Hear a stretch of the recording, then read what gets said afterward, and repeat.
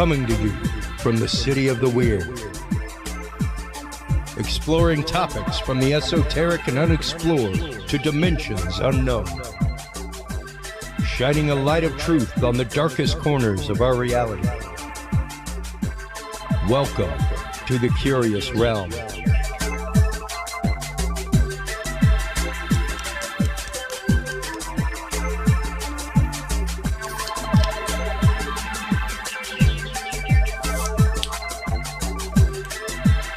Well, hello everybody. How you doing? Chris Jordan here. Back live this week. I want to thank all of my fans of Talking Sound Podcast, everybody who supports that show. Really my first show that I ever had, and the birth of so much in my life, including this show. So it was even that studio that we started this show in. So thank you to everybody that tuned into our Talking Sound coverage of CES this last week. CES pulled a lot of strings in my life, not just in my heart, but in my brain. Got me moving in a lot of new ways. So get ready for a lot of new content coming from Curious Realm in ways that you may not be used to, folks. So in addition to that, I also want to thank everybody who has been tuning in on Facebook, who has been tuning in on YouTube, as well as our website during our test feeds that have been going on, all that kind of good stuff. So we are going to be having a great conversation tonight with our guest, Nathaniel Gillis, in the first part, talking about demons in the real world, the real true presence of evil. Is it possible to manifest a demon, to kind of create an egregore, as it's called in magic, where kind of everybody's conglomerate misery comes together and releases something onto the world? We're going to be getting into that with our good friend Nathaniel Gillis, demonologist and author of The Skin That Crawls. In the first part of the episode, in the second part of the episode, we will be talking to our good friend Daniel Alan Jones of the Vortex about his upcoming book and research into holographic reality, into the concept that are we actively living in a hologram and subconsciously and actively living in that hologram. So what are the possibilities of that?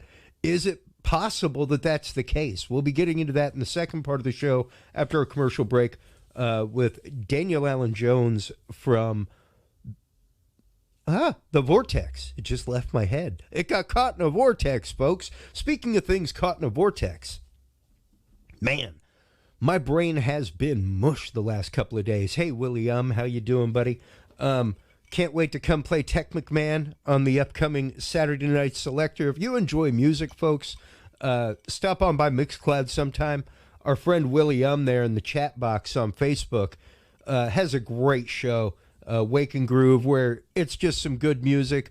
Once a month, I pop in on a Saturday night and do all kinds of wild video stuff and just have a few drinks and act the fool.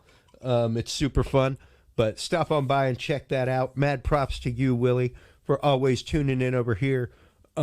Speaking of tuning in, what you need to tune in for, folks, once again, is our upcoming coverage of events.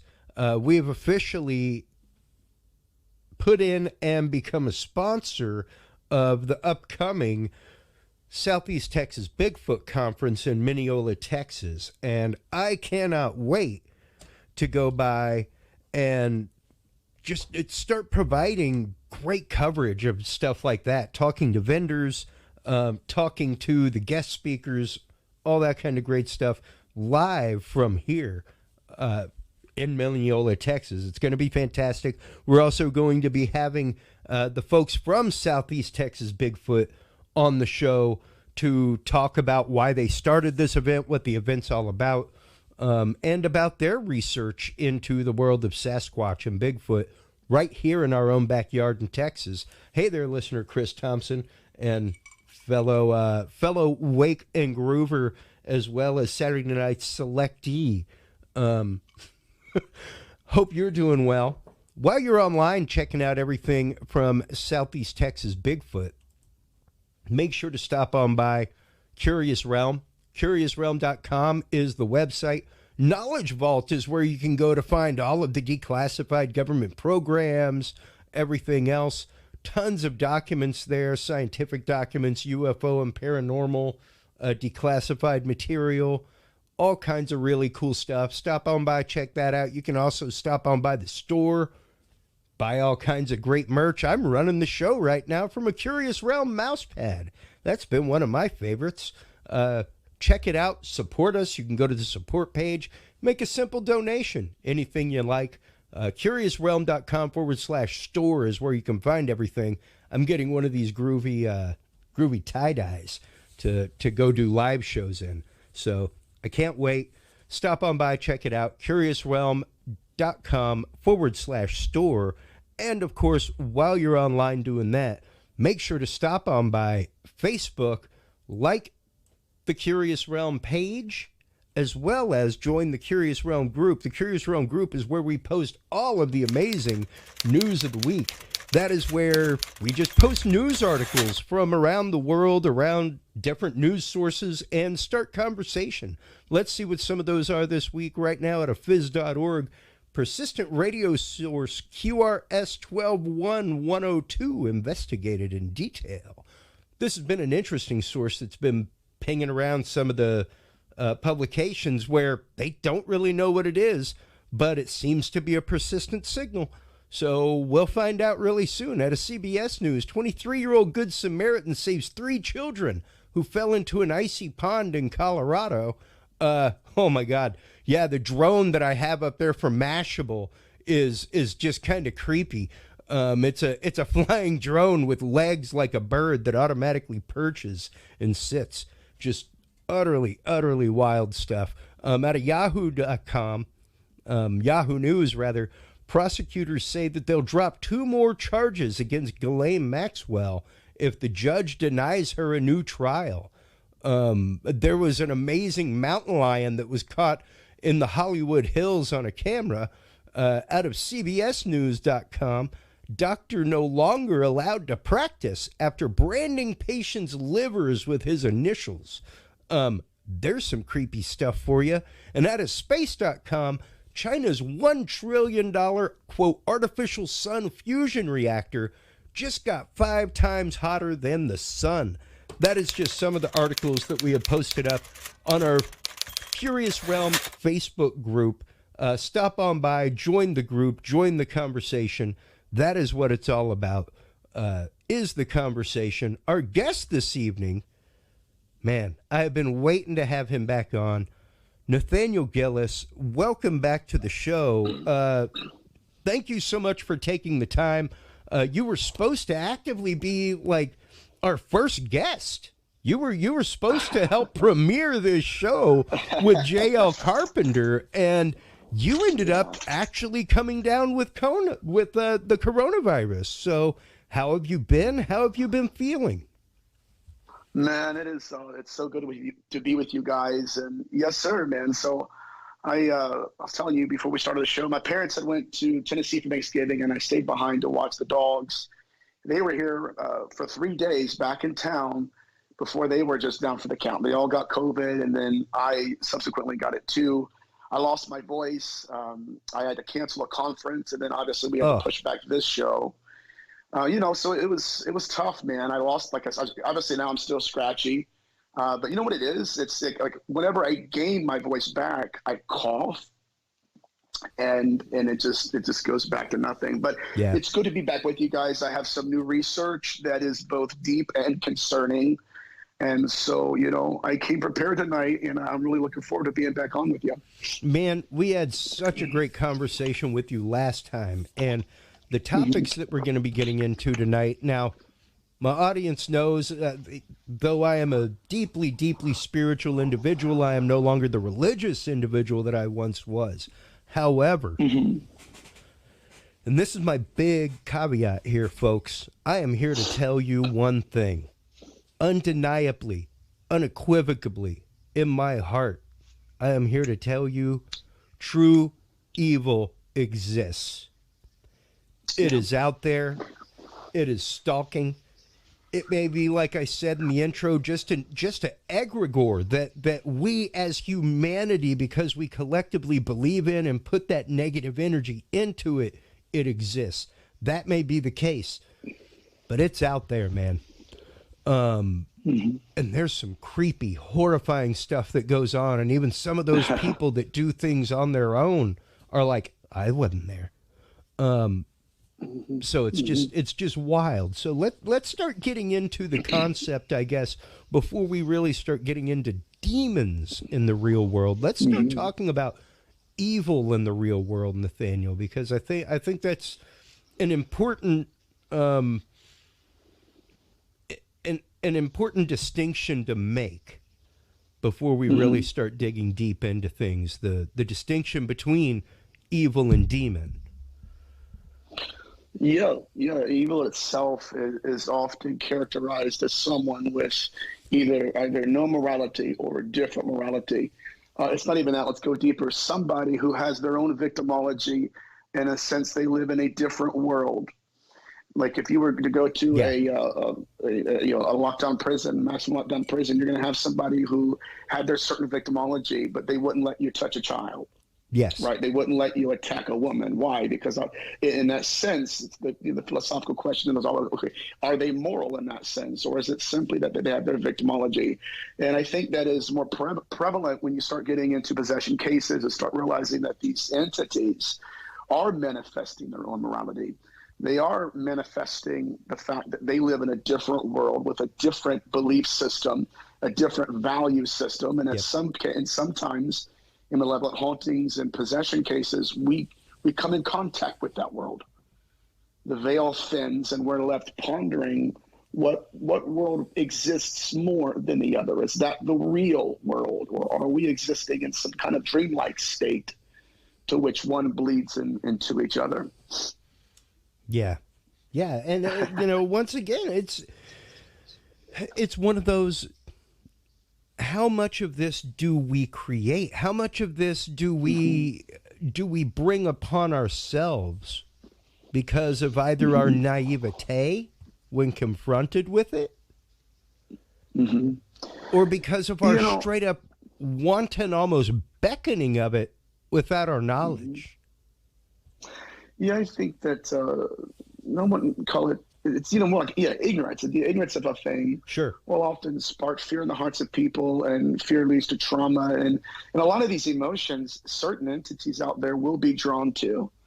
Like even like with the incubus cases, if there's a specific woman that's had trauma in the past, or low self-esteem, especially abuse, that entity will pick up on that quick in a room. I've witnessed it. I mean, it will smell it in the air and then begin to manipulate those emotions. So, like, for instance, I had one case where a family had called me, and they're friends of mine, friends of my family, and they asked me, they said that their young daughter, who's about maybe, I don't know, like 25, was having an incubus problem where, the entity was in her house, it was waking her up at night and everything. And I immediately went into a trance over the phone, and I said, this entity first noticed her when she was brutally physically assaulted. And I said, this is something that she has not told you guys yet. I said, there's going to come a day when this entity will no longer have authority. There's nothing it's going to be able to use against her. And I said, you're going to sit down with her. She's going to start crying, and she's going to get this off her heart. And the heaviness that she feels is going to leave her. I got a call 3 weeks later, and they said it was spot on. They set her down, started crying, and she said that she's exactly right. She named the date, the time, the place, the person. And ever since then, for whatever reason, once she started getting therapy for that, moving forward and healing, that entity's left her alone. And so if you could see my inbox, there has been just a litany amount of people who have in needs of needing cleansings, more than ever before, And I think that the fear of COVID obviously has played a role in that. But there is a darkness stretching its draconian shadow over this world. And I think that it's high time that, like you said, we need to realize that evil does exist. It doesn't matter if we believe it or not. It exists independent of our belief. Yeah. And that's just it. what we need to, as a society, remember is that, of course, lack of evidence does not lack of existence make. Right. Just because you choose to not believe, it's like saying, like, well, I don't believe in gravity. You're going to float off the planet tomorrow? Yeah, right. It because you just don't right. believe in it. It doesn't exist now. That's how that works. Because like, even though there is a greater trend tending and trending in our society here in the West, specifically in our borders of America, toward not necessarily atheism, but agnosticism. You know, the fact that there may be something there, man, but I ain't got nothing to do with that. It ain't got nothing to do with me. You know, like that is on the grow, but we are not the greater majority of the world. And like, I had a really good friend who's very deeply spiritual, an old literal, like, his name is Wavy Dave. He's literally like an old Grateful Dead drummer. And his sister passed, and he was really afraid to go to the service because so many of his family were not religious or spiritual. And he's like, I'm not religious, but I know they're going to talk smack about my sister and her being religious and wanting this and everything else. And I was like, just be kind of heart and remind them that, don't worry, your 10% is the crazy. There's only about 10 or 12% of the world that believes in, well, like nothing there. Like nothing. Nothing. Yeah. And so you're the crazy one. Just so you remember. You know, and learning how to coexist with people like that. I think it's a part of life. It's a precious part of life to know that there are people that are different. Different beliefs, different mindsets. And I think that it's encouraging sometimes when you see people who are willing to coexist with them. Not that I'm a bumper sticker slapped on a, was it a VW Golf or whatever, but coexist. I think that at this point, if you don't believe in at least something, good or bad, you're not paying close enough attention. Especially like even experiencers, there are people that don't never believe in the phenomenon and then they experience it. They try to write it off as a dream or something. But it exists. There is a spiritual aspect to the human experience. And I think that the more we lean into that direction, the more we will evolve as a species into the next dimension of who we should be, where we should be, and what we should be in this world. Yeah, and it's not easy to find our place in that, and granted, I don't really think that necessarily, quote, finding our place in the greater scheme and plan of the universe is an absolute necessity.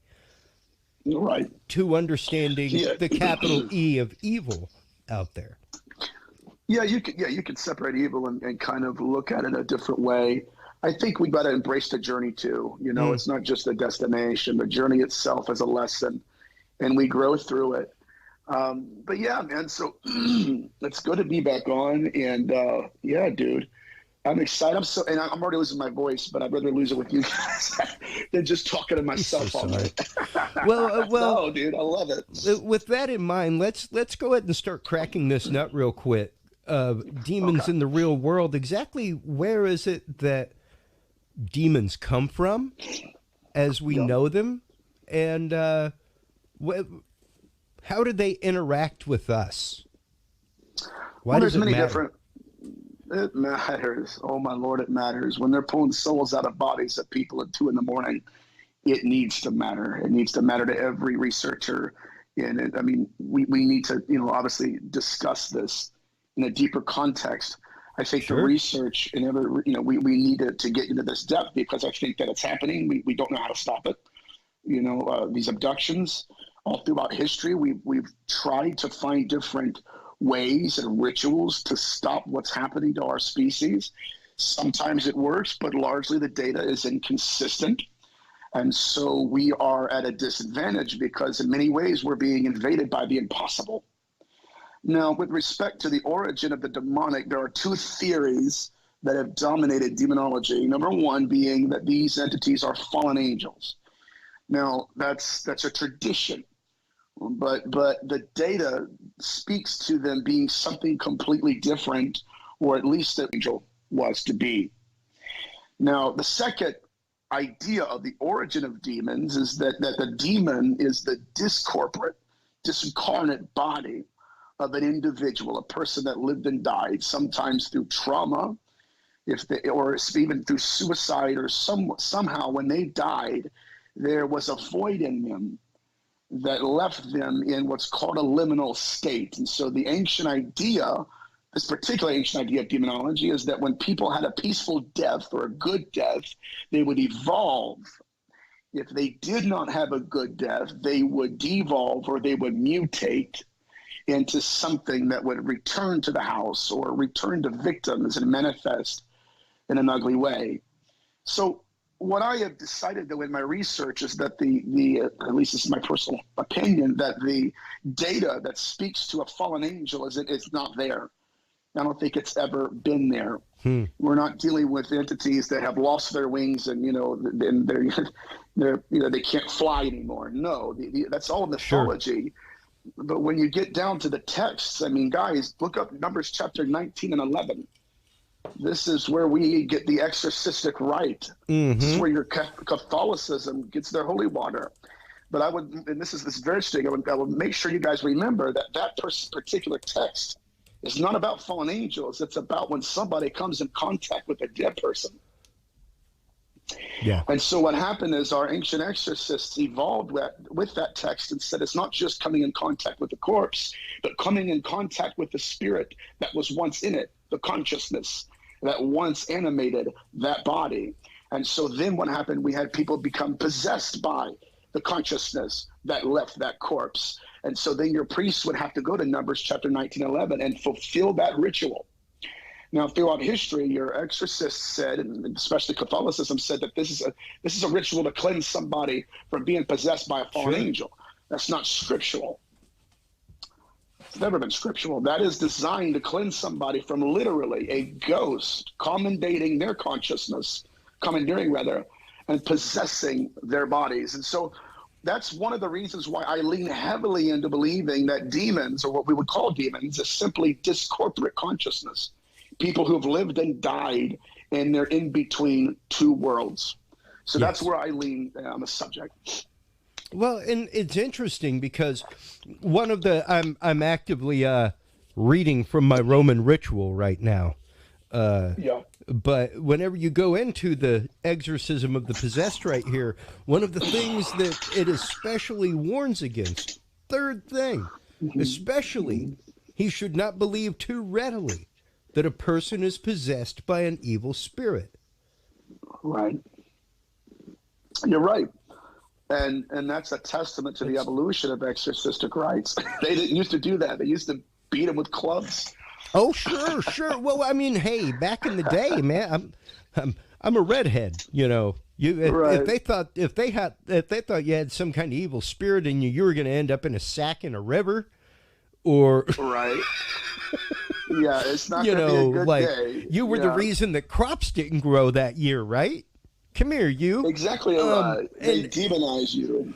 Well, and that's just it. When you start going through and reading biblical reference, things like that. Number one, we assume this, like, yes, there is a reference to an angelic war at some point, and a casting out of rebellious angels. However, and they're cast out into the abyss, which is, the ocean here, utter darkness, into the darkness.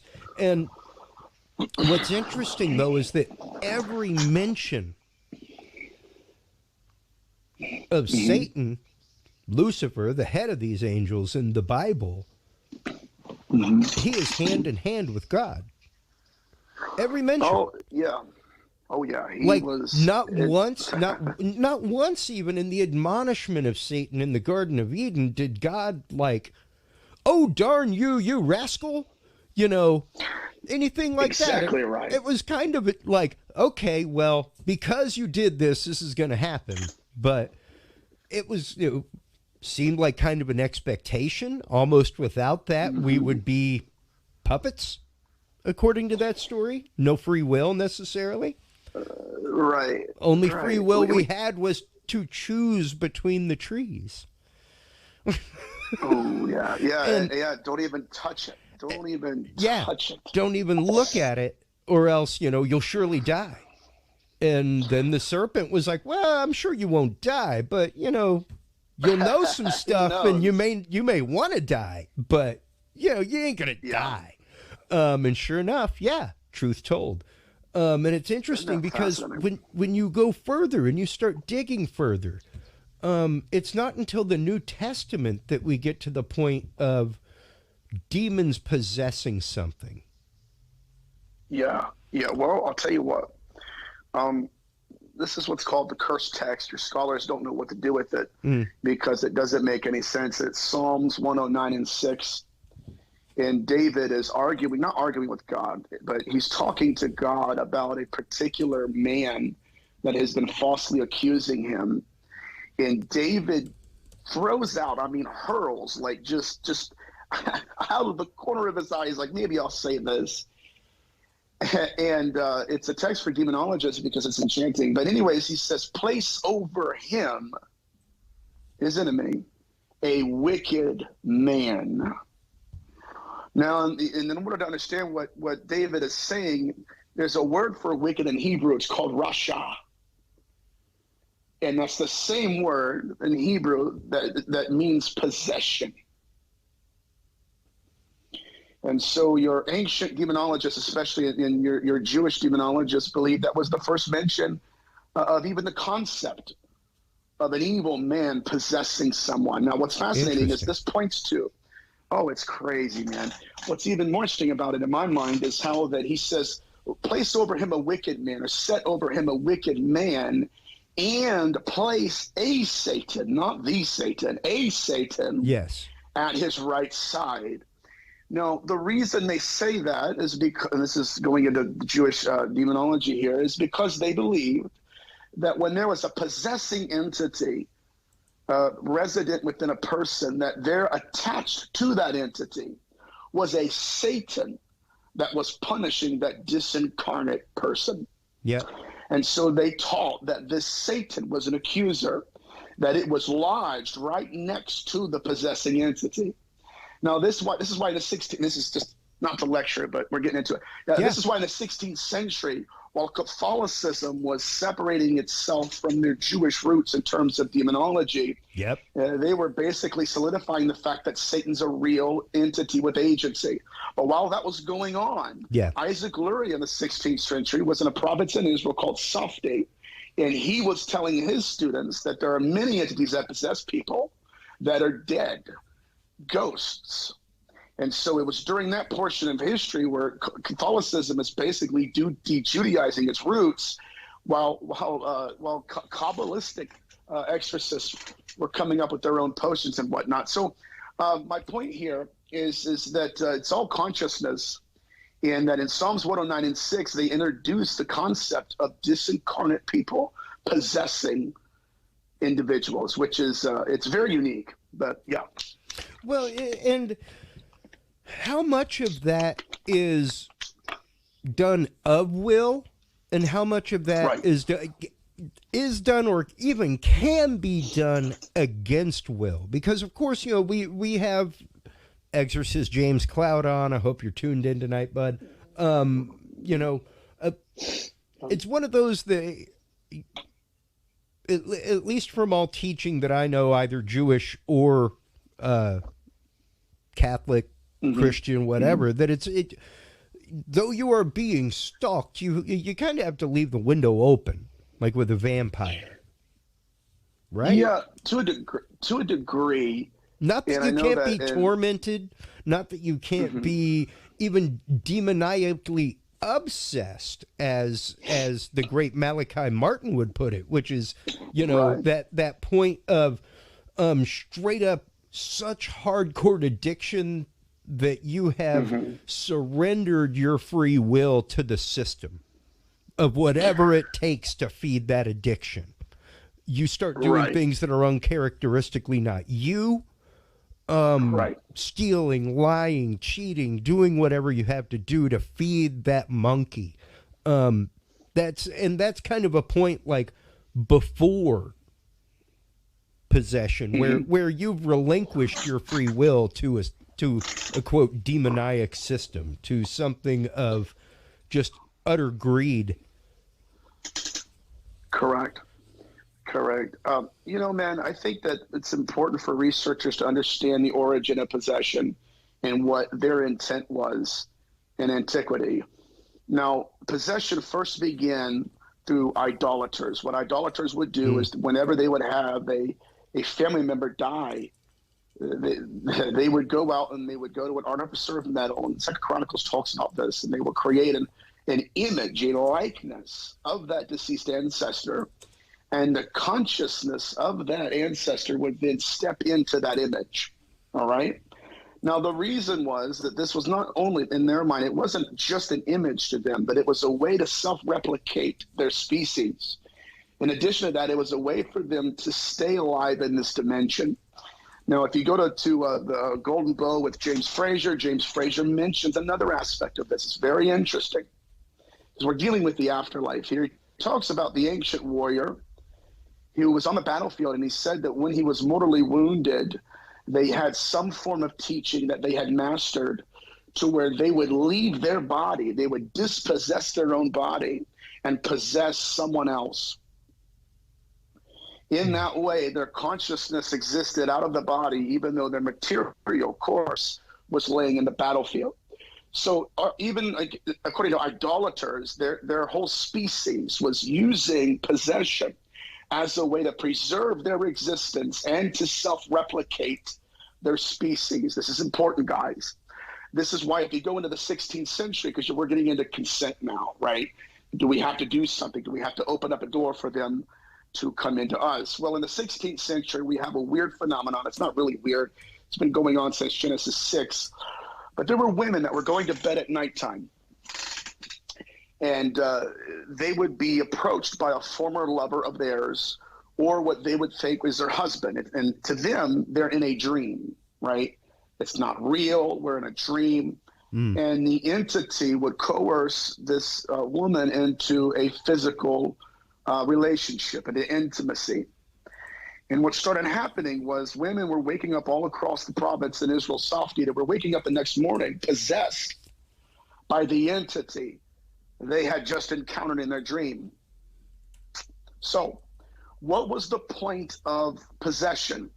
Many researchers say that it was the penetration of the soul. How about that? I'm going to spiritualize that. And it was through that act of intimacy that they crawled into the skin of the woman and began to speak through their voice. One rabbi encountered one of these possessed individuals and said that the spirit spoke through her like she was a wind-like instrument. Its voice would come out of her without moving. It did not come from her lungs. It came from this entity. Now, do you guys remember when I said that possession is not just about the preservation of life, but it's also about self-replicating their species? Do you remember that? Mm-hmm.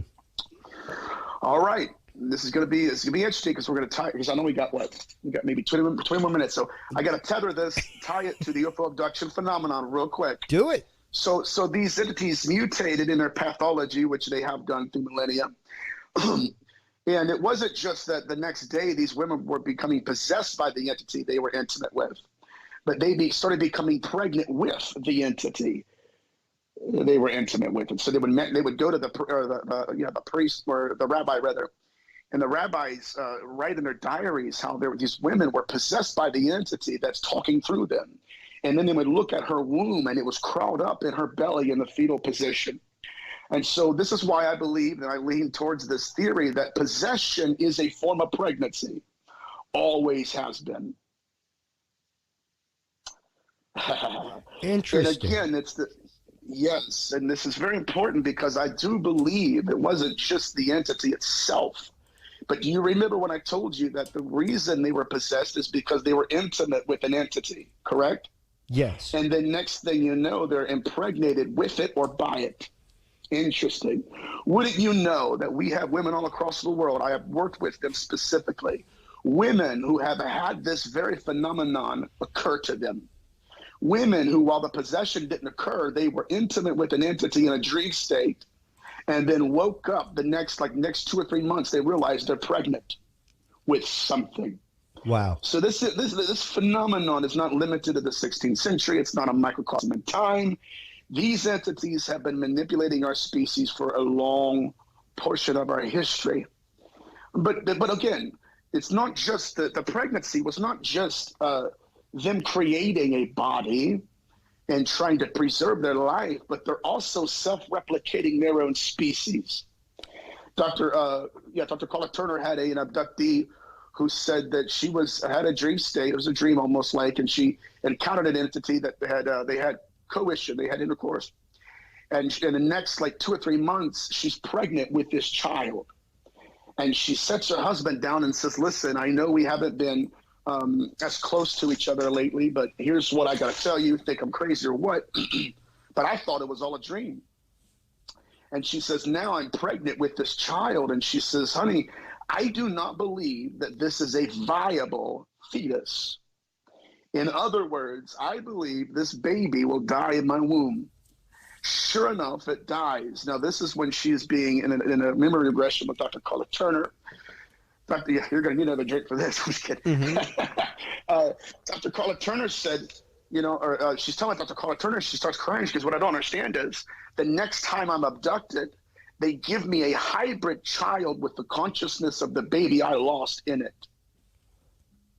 Wow. So what are we dealing with here? We're dealing with death, the afterlife, soul harvesting, and self-replicating their species through us. So that just shows you that even in the 16th century, they were trying their best to create a hybridization program, and they were using possession as a way to do it. Now, what we would call possession, they would call the hybridization program, because the consciousness of that baby had possessed that hybrid body. Just like we have necromantic rituals being performed all throughout ancient, or at least biblical antiquity. So there are connections, there's interconnectivity, but I do not believe for a second that this phenomenon began in the 60s. Oh, They've been doing this for a long time. Oh, yeah, absolutely. I mean, the concept of exorcism and casting out goes back to before the time of Christ. He was casting demons out of pigs, or casting demons into pigs, actually, not Correct. out of pigs. And that was one of the many things that he was claimed to have done, was exorcisms publicly. And yes, so it was definitely a regular practice and out there. Mm-hmm. It was definitely within the realm of the high priests and the Kabbalistic class of folk. Oh gosh, yeah. Oh yeah. And even the idea of being able to have power over that and being able to take part with that, and that being able to take part with you is almost Kabbalistic in its teaching. It is. I think it's interesting, though. Not to interrupt you. No, go ahead. You have some. Okay. Sorry, man. It's interesting, when you get into this idea of necromancy playing a role in possession, and possession being a disembodied, discorporate spirit. Even in the New Testament, when Yeshua or Jesus goes, it's the sandy footfall of the master is heard, and you see this man who's naked and cutting himself, and he's possessed by, in Hebrew, it's tumarua, unclean spirit, which, by the way, ruah is ruach. It means, in Hebrew, it means to inhale life through the nostrils. There's no angel that was ever created that inhaled life through the nostrils. That's the creation narrative out of Genesis, when guess what? Yahweh breathed life in the nostrils of Adam. So what we're right? So you see that connection. So again, even the linguistics don't even make sense with it.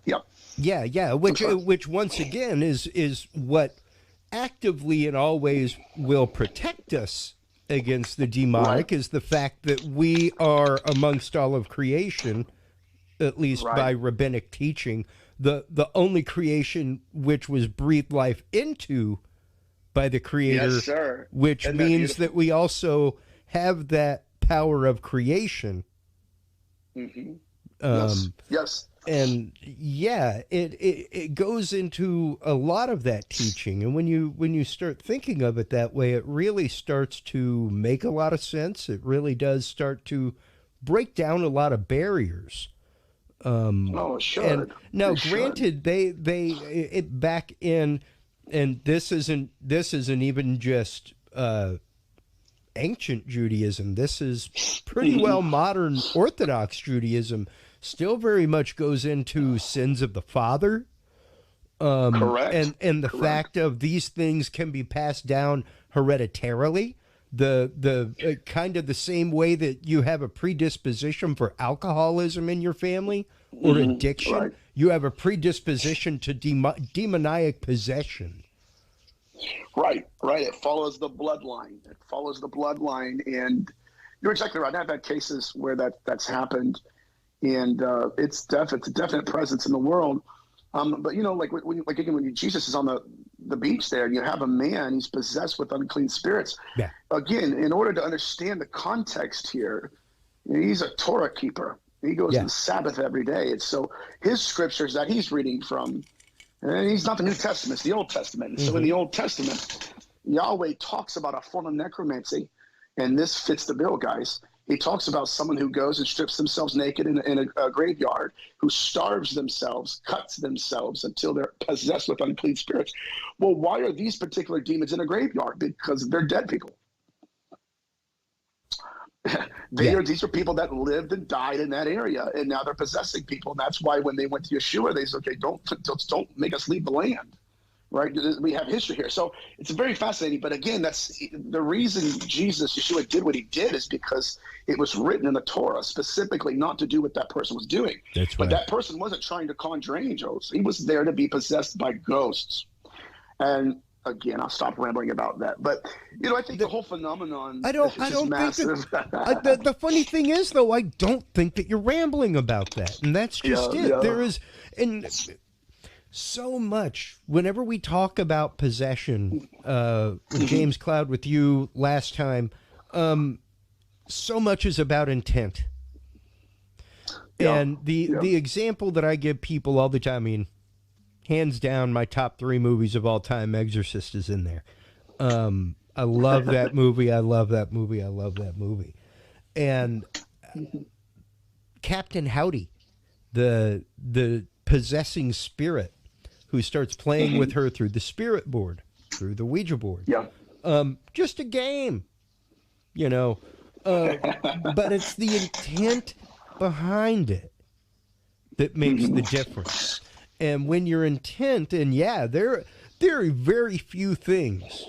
There's the 10 Commandments, folks, but there's also Leviticus, the book of Jewish law, and then there's the Talmud, all kinds of stuff. But if you want to know, like, hey, don't eat shellfish, and this is why, that's Leviticus. And straight up, there are parts that are like, do not commune with the dead. Correct. Don't have your burial right. This is how you do it. You wrap them up. You put them away in this amount of time. If not, you don't touch that body. Right. You don't go near it. You don't go visit it. You don't go by and say hi afterward. You don't. Exactly right. You leave and mourn for 7 days, and you pretty much move on. I mean, you still mourn, but you don't touch it. Yeah. Dude, incidentally enough, now we're going to get into some more angelology here, guys. No, go right? ahead. Hey, man, if you've got more than an hour, that's fine by me. It's all how you're feeling. But I think that once again, people have forgotten the fact that, like, hey, for generations, hundreds and hundreds of years, Wiccans and other people have used things like black mirrors to literally scry to the other side, to invite the other side in. It was not but the 1920s, 1930s. I remember it at my great-grandmother's home for a funeral when I was a kid, to see cloths over the mirror. Oh, God, yeah, absolutely. Because it's a real part of our world. You don't want them to come from the other side and see you mourning, because then they may want to stay. You want them to move on. You don't want them to look in and be like, oh my God, look at my family. Look at my family. They're so sad. I need to be there for them. No, you need to move on. We're moving on. Exactly, you're moving on. But it wasn't that long ago that was the mentality. And now we're all sleeping with little black mirrors next to us all day. I got an Apple iPhone, dude. We're all carrying one in our pocket. You know? So and it talks to us sometimes. Talking about leaving the window open. You know what I mean? You're right. And the thing is, I think a lot of people have, granted, not their intended use, so probably not an issue. But is it an issue? Is again not that it's some nefarious conspiracy to allow demons into the world, you know. Right. But there's a lot of people thinking that there are a lot of nefarious conspiracies out there to let demons into the world, Nathaniel. You know, everything from CERN to the recent protective statue given to the UN. You know, where quite literally it's like, wow, I think you should go learn something about Mexican culture, because that's actively a spirit that protects against evil. But that's cool. Yeah, and this gets into this whole idea of, you know, this gross ignorance, not understanding the implications. You know, and like I'm very much studying ufology because I believe it plays a role in my own research of demonology, and I think there's a massive connection there. But, you know, there's people that are saying, man, go out there and do a CE5 experiment. And I'm thinking, what? Just go out there and call them to you. What, dude? Yeah. What are you, like, you know, it's okay. It's going to be a good experience. And I know, like, you know, they're not occultists. They're not folklorists. They're not demonologists. You just, I mean, literally have a guy from, like, you know, Kinko's or Best Buy who says, you know what, I had an experience and now I want to have it again, and I'm going to go out and invite them. And the problem with that is, I mean, first of all, we're hypothesizing right now as to what they are. Yes. We don't know yet, right? We don't know who they are. We don't know where they are. They could be within or without. They could be in time or they could be eternity. And so I think that inviting them in is akin to, again, just waving your hand over a Ouija board and hoping for the best. Yeah. Yeah. So literally, you know, anything can walk through that portal. Yes. And I just think that claiming to be something else.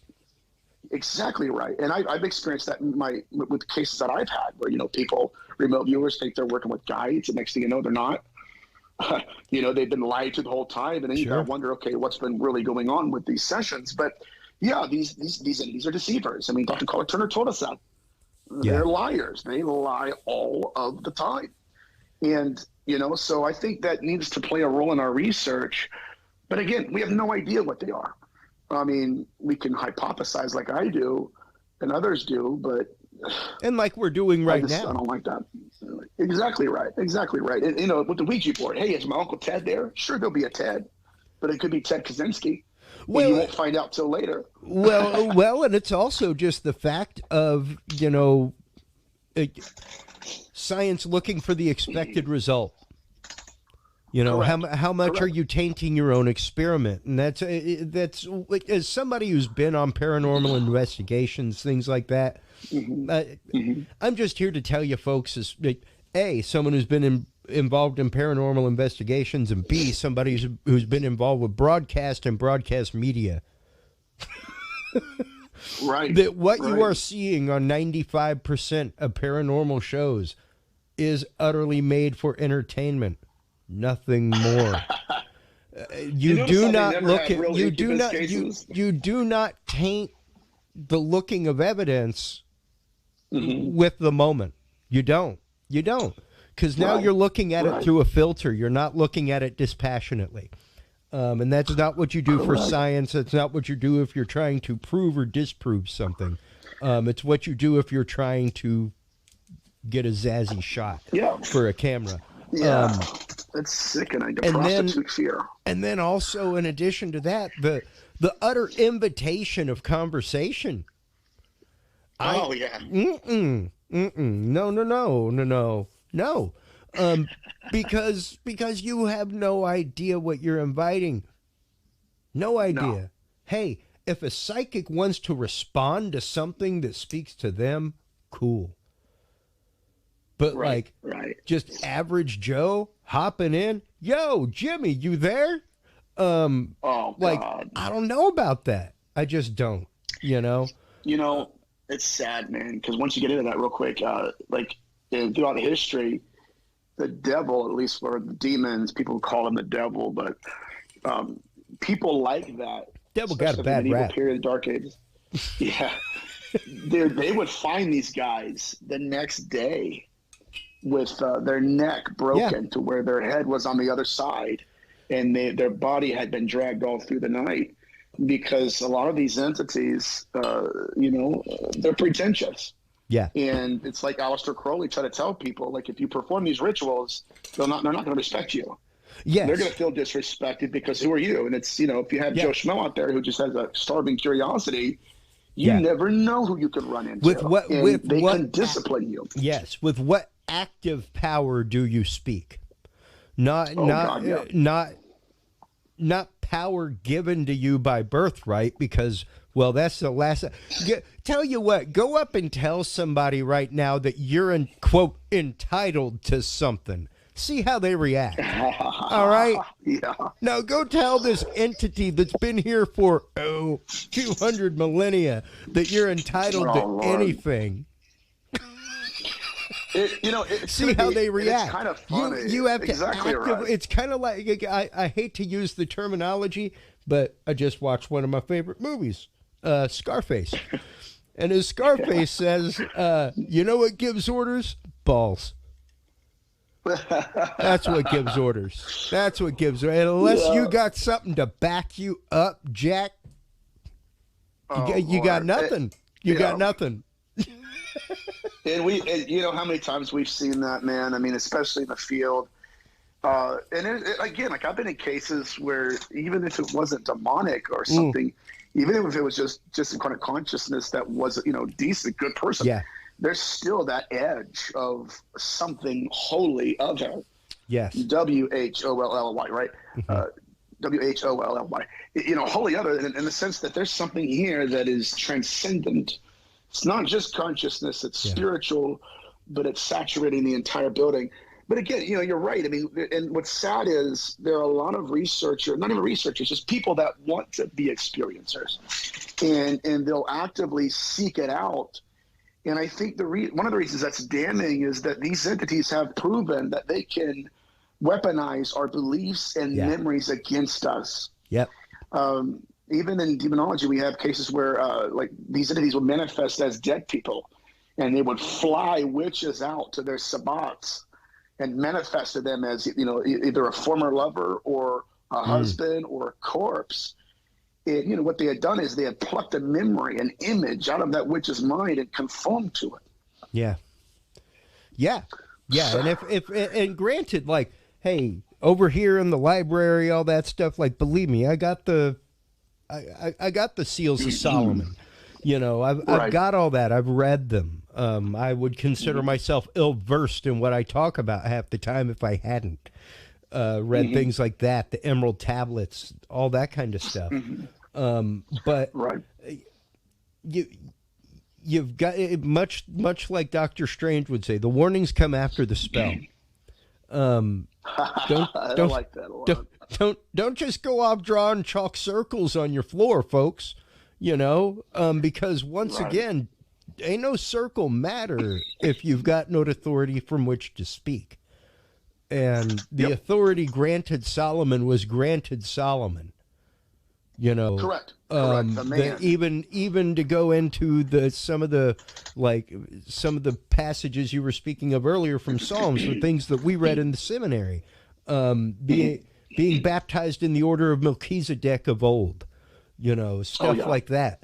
Those were the rites, the rituals, understanding those things, understanding your greater place within those things is what gives you the power to stand on. And unfortunately, I don't think that most people are ready to admit that there is something bigger than them out there, that they're only the 10%, and that B, Yeah.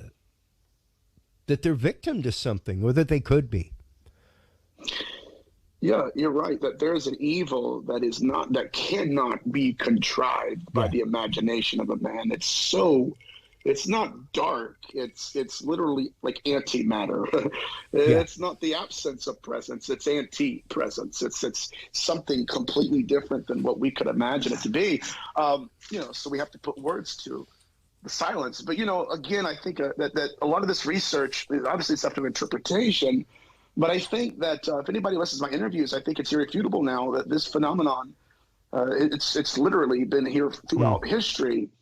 But again, I think that we need to touch on this too before we go. But they can weaponize our beliefs against us. Let's go into images. that, because this is quite damning. I think of course part of the problem is that a lot, and I'm not going to say a lot of people, but quite a few people, especially here in our Western society, Nathaniel, sadly, do not have that support net of a quote belief system. Not in the traditional religious way, and is that like an absolute necessity? Now, with respect to the phenomenon interacting with you, no. Yeah. You know what I mean? Like it'll interact with you whether you believe or not. Like I said, it's like exactly gravity. Right. It's going to interact with you. It does not discriminate. However, especially in the UFO abduction phenomenon, it's no different. Like, in the incubus phenomenon, which is the same thing as the debook phenomenon, it's the same.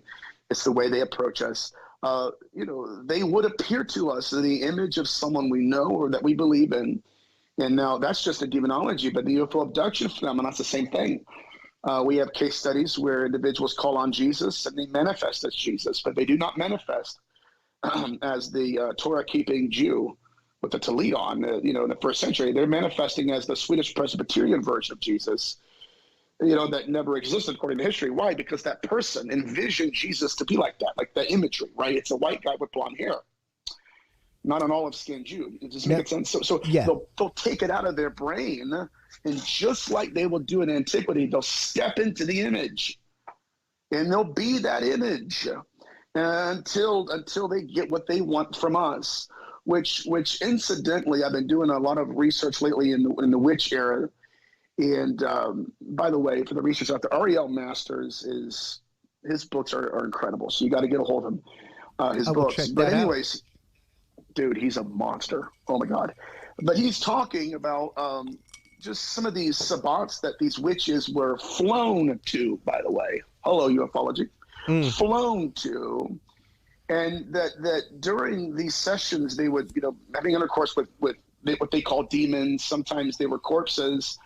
But there was like a frequency that would fuzz in and out.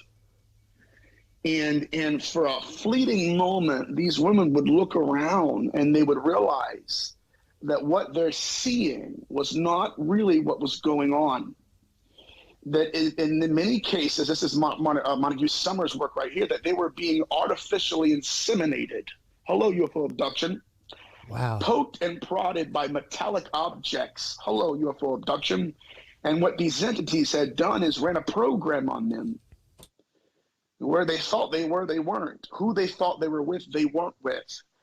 And again, this shows us their ability to manifest as images to us to get us to believe that this is what's really going on, and it's not. Matter of fact, some of these, they had gone so far in their technology that some of these metallic objects were actually artificial appendages, male appendages. Oh. You guys picking up what I'm putting down? Oh. And they had specifically, some of them were circumcised, others were not. That's how far these entities went to cover up their tracks, to make it look and feel and appear like this is a real human, physical, embodied experience. This is Joey, that former lover. That it's really him. It's not. It's so the frequency would fuzz in and out, and then for a moment they're looking around, thinking I've been deceived. They flew me out here, and they're doing things biologically to my body. And it's very interesting, but again, I can't stress this enough. There's a movement in the field of researchers who limit themselves to one microcosm of time. They don't look around the room and see the vastness of data we have. And because of that, they miss things like that, right? They miss moments in history that point to this phenomenon being everywhere at once and here for a long time. Wow. And, you know, once again, understanding that historical significance behind it, that historical thread, right? The fact that it is a carrying thread through time, through cultures, and through bloodlines, and I think that is a really interesting part, especially when it comes to demoniac possession, when it comes to the sins of the fathers, and when it especially comes to, like you said, the possibility of this being utterly related to the UFO phenomenon and to abduction. Correct. When you start looking at things like that, those utterly follow along familial and bloodlines as well. Oh, of course. I've talked to women and men, mostly women, who have said, you know, they've had the missing fetus syndrome throughout their life. And then once their daughters get to the point of puberty, these entities are abducting them. Now, I also want to take a sidestep, because I'm telling you what, this is getting very dark, but you know what? We got to discuss these things. Please. I discovered another behavioral pattern researching the incubus, the debug, and the UFO abduction. It's very interesting. The behavioral pattern was the fact that there are a lot of women that their stories are not being heard.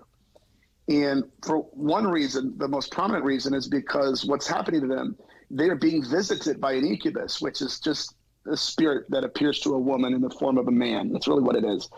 But this is a UFO abduction phenomenon. And that these entities would keep abducting the female over and over and over and over again, running experiments, inseminating her, you know, and doing all this stuff, taking over, until they have a hysterectomy.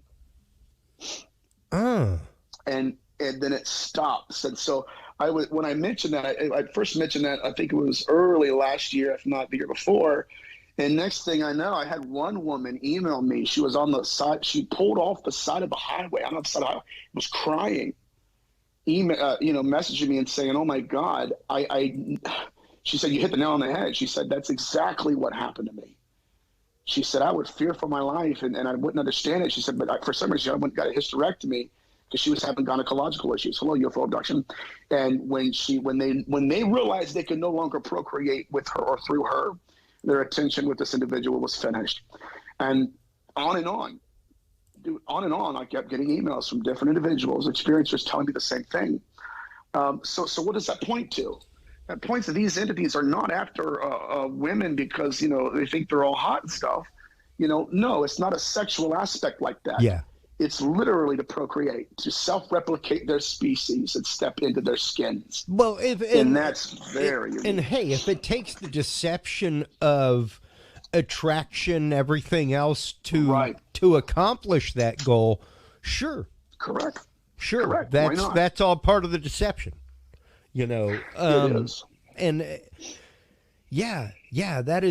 that's phenomenal. And going through and once again understanding the Jewish history behind this, the long held Jewish tradition of dibuk and exorcism and possession, and even the concept of once again sins of the father, but also reincarnation of a soul within familial lines. Right.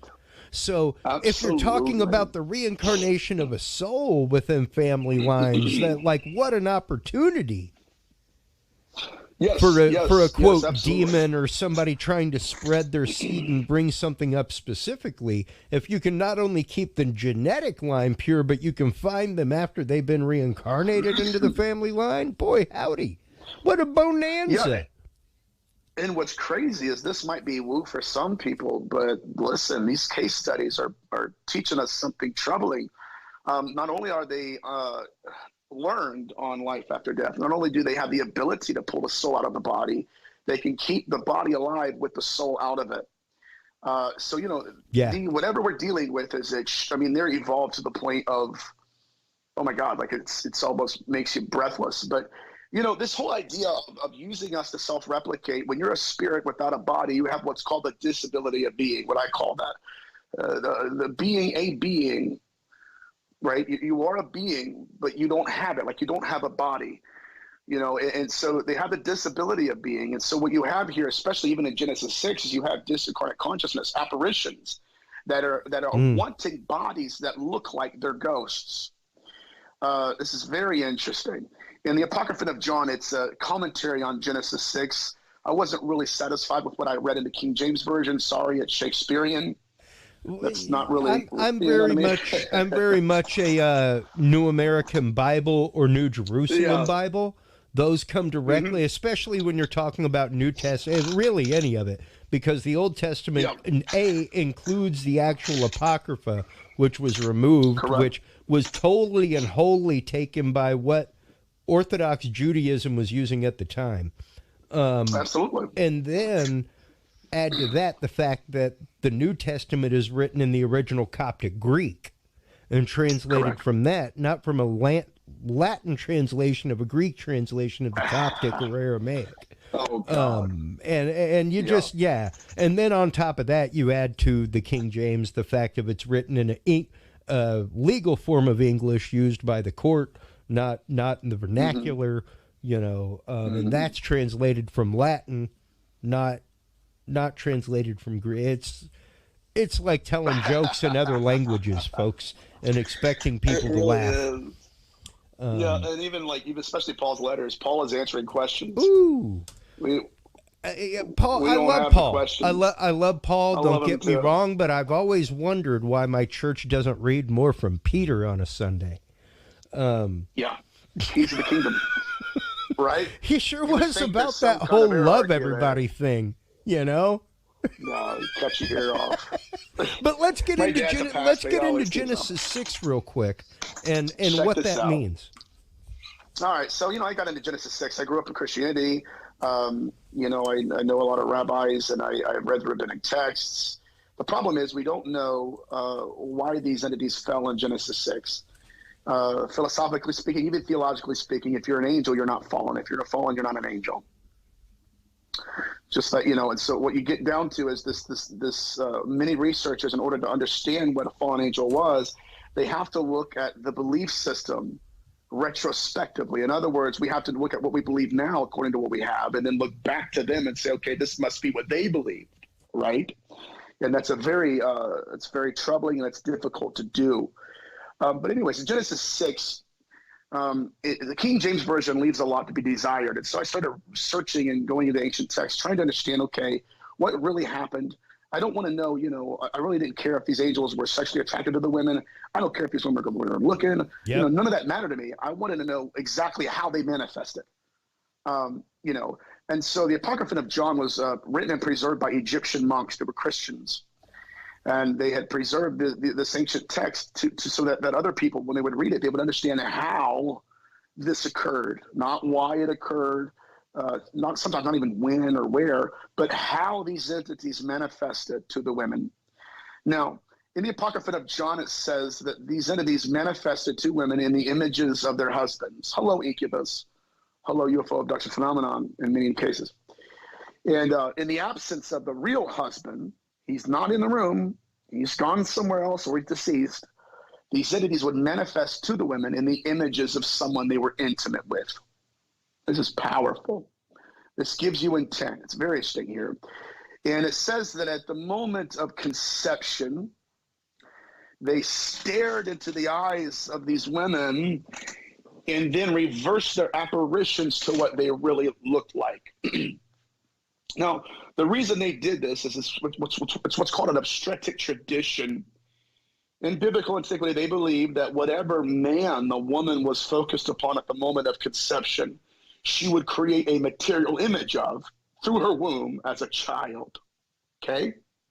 So the son would be the material image of the father. Hello, oneness. I won't go there. Throw that away. But what's happened is that, again, if you look at this, you have an entity that is making a child look like its own apparition. Okay? Now, why would they do that? Because you have a soul without a body. Now, this gets into what Malachi Martin would call perfect possession. Yes. Perfect possession is not transient. It's not someone, it's not a man possessing a woman and then talking through her. No. Why? Because that man has an apparition. It has what it looks like. And it doesn't look like that female, right? It has its own memory, its own belief system, everything. So what these entities were doing is they were creating bodies to inhabit. Okay.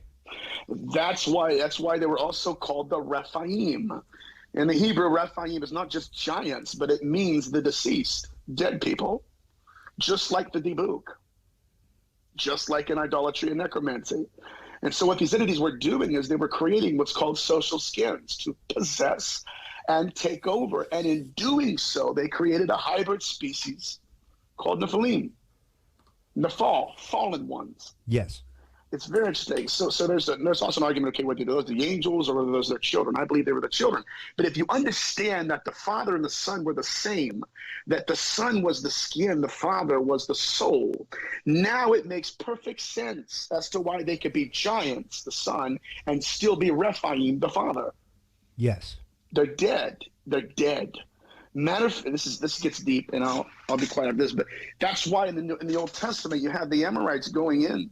The Amorites going in and going into the Canaan, and they see these giants, and these giants were speaking in a language that was called Zemzumim. Zemzumim. Now, that is the Zemzumim, they said, was not a real word. It wasn't a real name, but it was the only word in their language they had that sounded like the language these entities had. It was a chirping, buzzing, muttering language, which comes right out of Isaiah when he talks about going to a necromancer who mutters and chirps. Why? Because these were necromancers. It was a species of necrophilia and necromancy in that land. And again, I believe we're still dealing with it in the 21st century, and that's why these entities are pulling souls out of people, reviving people, or even creating skins and then placing consciousness in them. So, that's a little bit deep. But yeah, man, so I believe the whole phenomenon is tethered together. I do not doubt that one bit, and that's just it. It makes much more sense to me than anything else. Nowhere in the Bible, folks, mm-hmm. I would challenge you. Now, granted, you start looking at Ezekiel's wheels, you'll start hearing about cherubim and things like that with wings. Right. And that kind of stuff. But keep reading that description about the wings. And show me where it looks anything like a human being, or what we know to be a human being. Every single depiction of angels in the Bible or in rabbinic text, anything like that, is they look like us. Right. They are mistaken for us 90% of the time. And when they aren't, they are shaking in fear. Oh God, yeah. And typically when they find out that other percentage of the time when they're shaking in fear. Right. It was nothing to take lightly. It was nothing to be like, oh, look at this. It was typically something that did not bode well for you if an angel was to pop up in your presence. Right. It meant that either you were going to be called to some kind of strange land where you may be sacrificed for your belief or for whatever message you were asked to deliver, whether you believed it or not. Or the fact that, like, your whole people were going to be gone. Yeah. We're going to wipe you out. I mean, it wasn't like, it was... Or we were here to breed with you. Yes. So, yeah, it's really, really interesting that whenever you start going through, and this is not to say that I'm not a believer in angelic presence. I'm not a believer in St. Michael the Archangel. I am not a believer in the rite of exorcism. I'm not a believer in any of that. It's not to say that. Right. What I am a believer in is the anecdotal evidence, and the anecdotal evidence that were given in the stories that were given is not that. Correct. It's difficult. It's difficult to make sense of. I mean, you have data and you have this. And again, there's a lot of people that ask me on my shows, do you believe aliens are demons? I don't believe aliens are aliens. The extraterrestrial hypothesis is it's quickly being abandoned. John Delay doesn't hold to it. I believe that when we have craft that can appear out of nowhere and disappear, just literally dematerialize, we're dealing with something completely different than what they're telling us they are. Yeah. I think it's all the same, but I think that as a researcher, it's incumbent upon us to look at the entire data sample. What were we experiencing in history, and not just looking at, the latest released, FBI file, right? Disclosure. I think that, so it's all part of it. Take those things into consideration, but take them with full on the teaspoon of salt that you should take them with. Spoonful of salt, not a spoonful of sugar with those things. I'm not saying disclosure won't come. I'm just saying that if it does, man, there's people in the Pentagon that are saying these are demons. I know that Steve Merritt told me personally that the British government believes they're demons. There's people on Twitter, UFO Twitter, they go, how do they know that? I don't believe it. Well, first of all, you don't know what they know. No, we have a targeted. we deal with a lot of targeted individuals in our community, in our show, things like that. We have a targeted individual that has actively commented on our threads that his gang stalkers say that they are going to pull him out of his body and kill him in a body in their dimension. Once again, things like that, and when you talk about even the possibility of that, when you talk about even the possibility of being able to enter people's dreams, being able to read people's dreams as the technology exists, being able to insert ads into people's dreams. How do we know that these demons, as they're called, are not some kind of electromagnetic pulse, or not some kind of dysrhythmia in the brain? We don't know, honestly. Obviously we have physical manifestations, and that goes a long way in proving physicality. But we don't even know if this is a virus. A sense of, science. Look at the way it's responding to us. It's self-replicating through us, and we just don't know. Like, these entities are so different in their nature, how they can materialize out of nowhere. But the threat narrative, I think, needs to be understood through a specific lens. Can Russia attack us? Yes. Have they? No. But does that mean we're not ready? Does that mean we don't include them as a threat? No, it doesn't. We've analyzed them. The problem with many people is I think that they don't have big enough handcuffs to put these guys in jail, and so they just ignore it completely. But let's remember, Robert Solomon said that these UFOs were dropping out of the sky 80,000 feet in seconds. Boom, they're here. Whatever we're dealing with, even in demonological terms, sure, saying the name of Jesus works sometimes, right? Sure, a lot of times if you mention religious people, we even call them religious amulets, they work sometimes.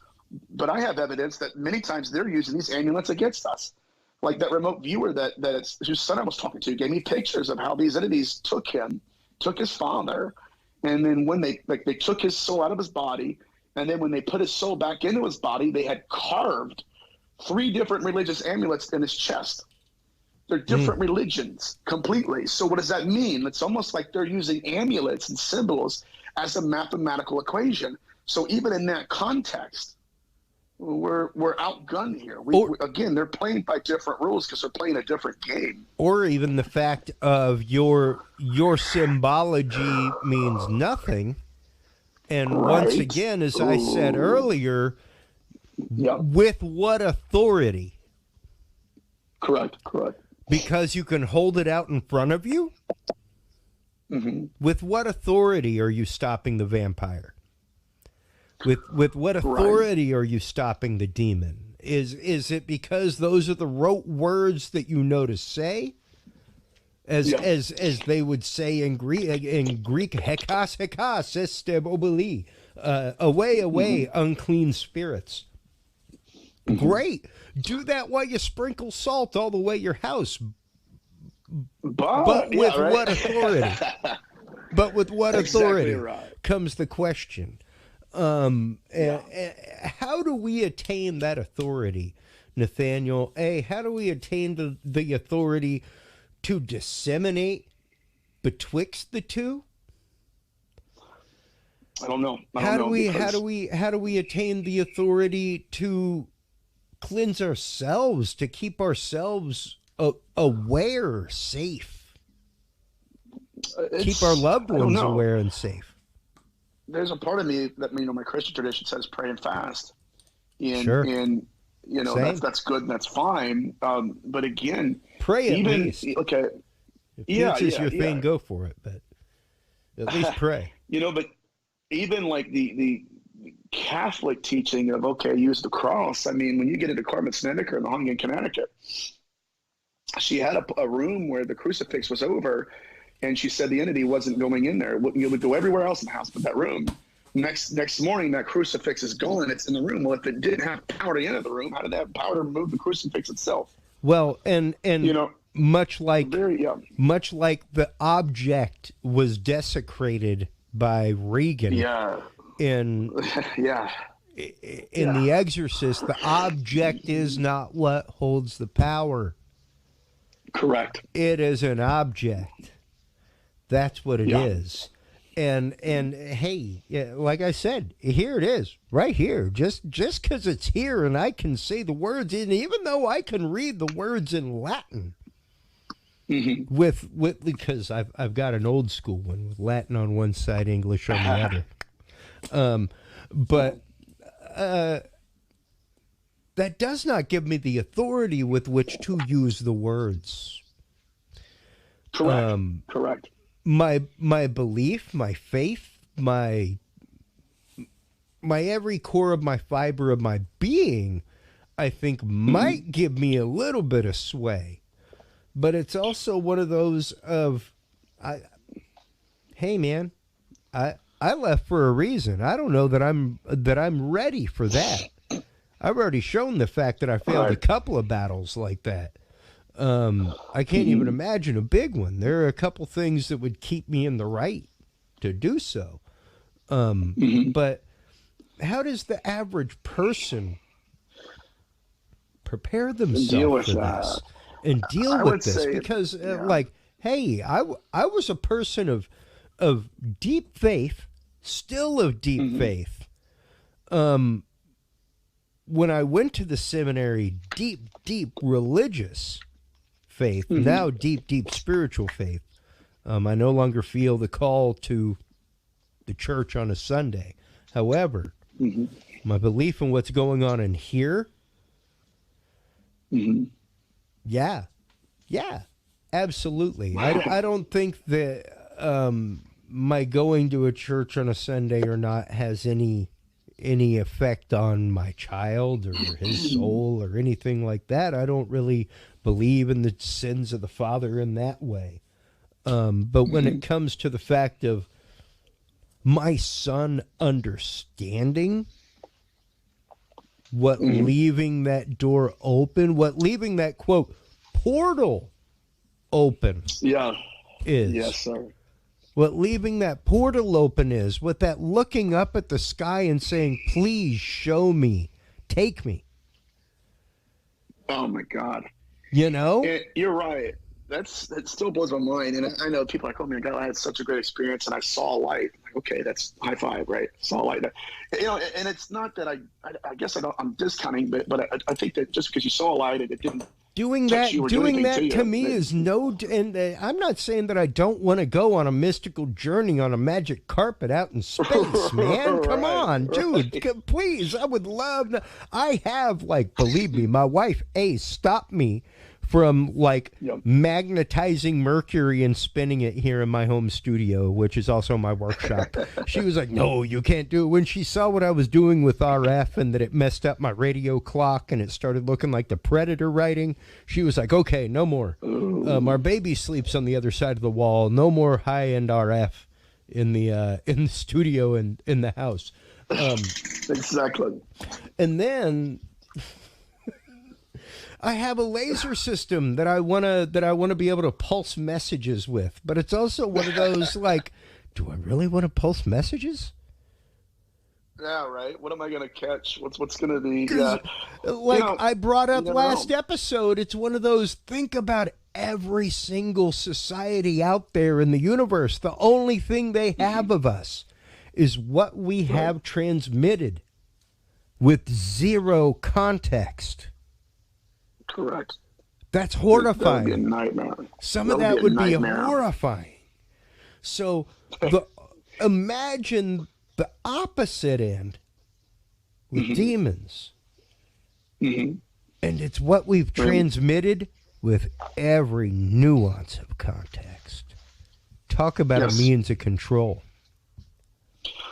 Yeah, we have to be able to interpret some of this material. And I know a lot of people say, well, you have to realize that you're projecting your own mind. Well, of course, you projected your own mind when you formed that sentence to tell me I was projecting my own mind. Yes. So you can't, I think it's kind of funny when people say that because they think that's so intellectual. I'm like, no, not really. Like, you can't help but do that. Just to Twitter and make a point, you're projecting your own mind. When you make a point about this moment anyway, projecting your own mind. It's you, you can't help but do it. But this phenomenon is, look at the implications for our species, guys. One point, because I got like maybe 10 more minutes. Is that absolutely okay? So let's look at here. So first of all, one thing is for sure: Yahweh Elohim in the Bible knew of these entities. He knew of them. He calls them soul hunters in Ezekiel 13. David knew against these entities and he prayed against them. He mentions in Psalms, I believe it's Psalms 91, but he talks about the snare of the fowler. Now, those two references are about the soul, especially in Ezekiel 13, the soul of men to make them fly. Hello, UFO abduction. The concept here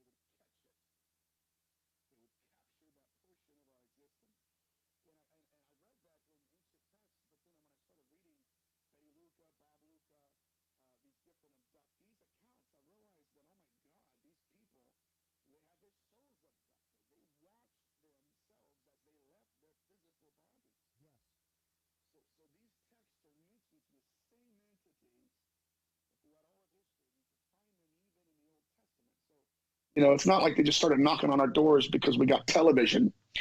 They've been here. And so at the very least, Yahweh knows about them. And he mentions them in Ezekiel 13. I'm going to encourage everybody to read that chapter, especially that scripture, because it really gives you insight into what these entities are all about. And these particular individuals were necromancers. Wow. No, I mean, when you start breaking it apart and when you start tying all these together and looking at it through that lens, I mean, absolutely, there has always been, and granted, like I said, I am a seminary student. I am a big fan of the New American Standard Bible. These are all things that I am familiar with every single day, reading these psalmody responses, reading these parts of Ezekiel, stuff like that. They were all part, in addition to the Bible. I don't have it here with me, but I should. Is my daily breviary from when I was in the seminary, which is very much like the morning prayer, evening prayer, afternoon prayer. It's what the monks pray every day, and there's numerous parts of it. But there are numerous things that you go through and read, like Canticle of Zechariah, that kind of stuff on a daily basis. And when you start hearing these phrases like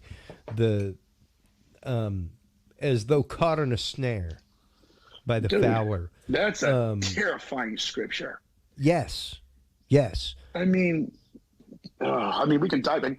I got an academic paper on it, at least one of them in my office, man. I mean, we're literally dealing with this is what your rabbis say about that scripture. They say that these necromancers were taking portions of skin off of their victims, and through an ancient ritual of skin grafting that we can find in the Old Testament with your physicians, they were creating a body to inhabit. Oh my God! Wow. This in possession, right? When we get into the Hebrew words for pillowcases, it's the same Hebrew word for skin. And this is what some different authorities, they argue and they differ. That goes straight back to the concept of the golem.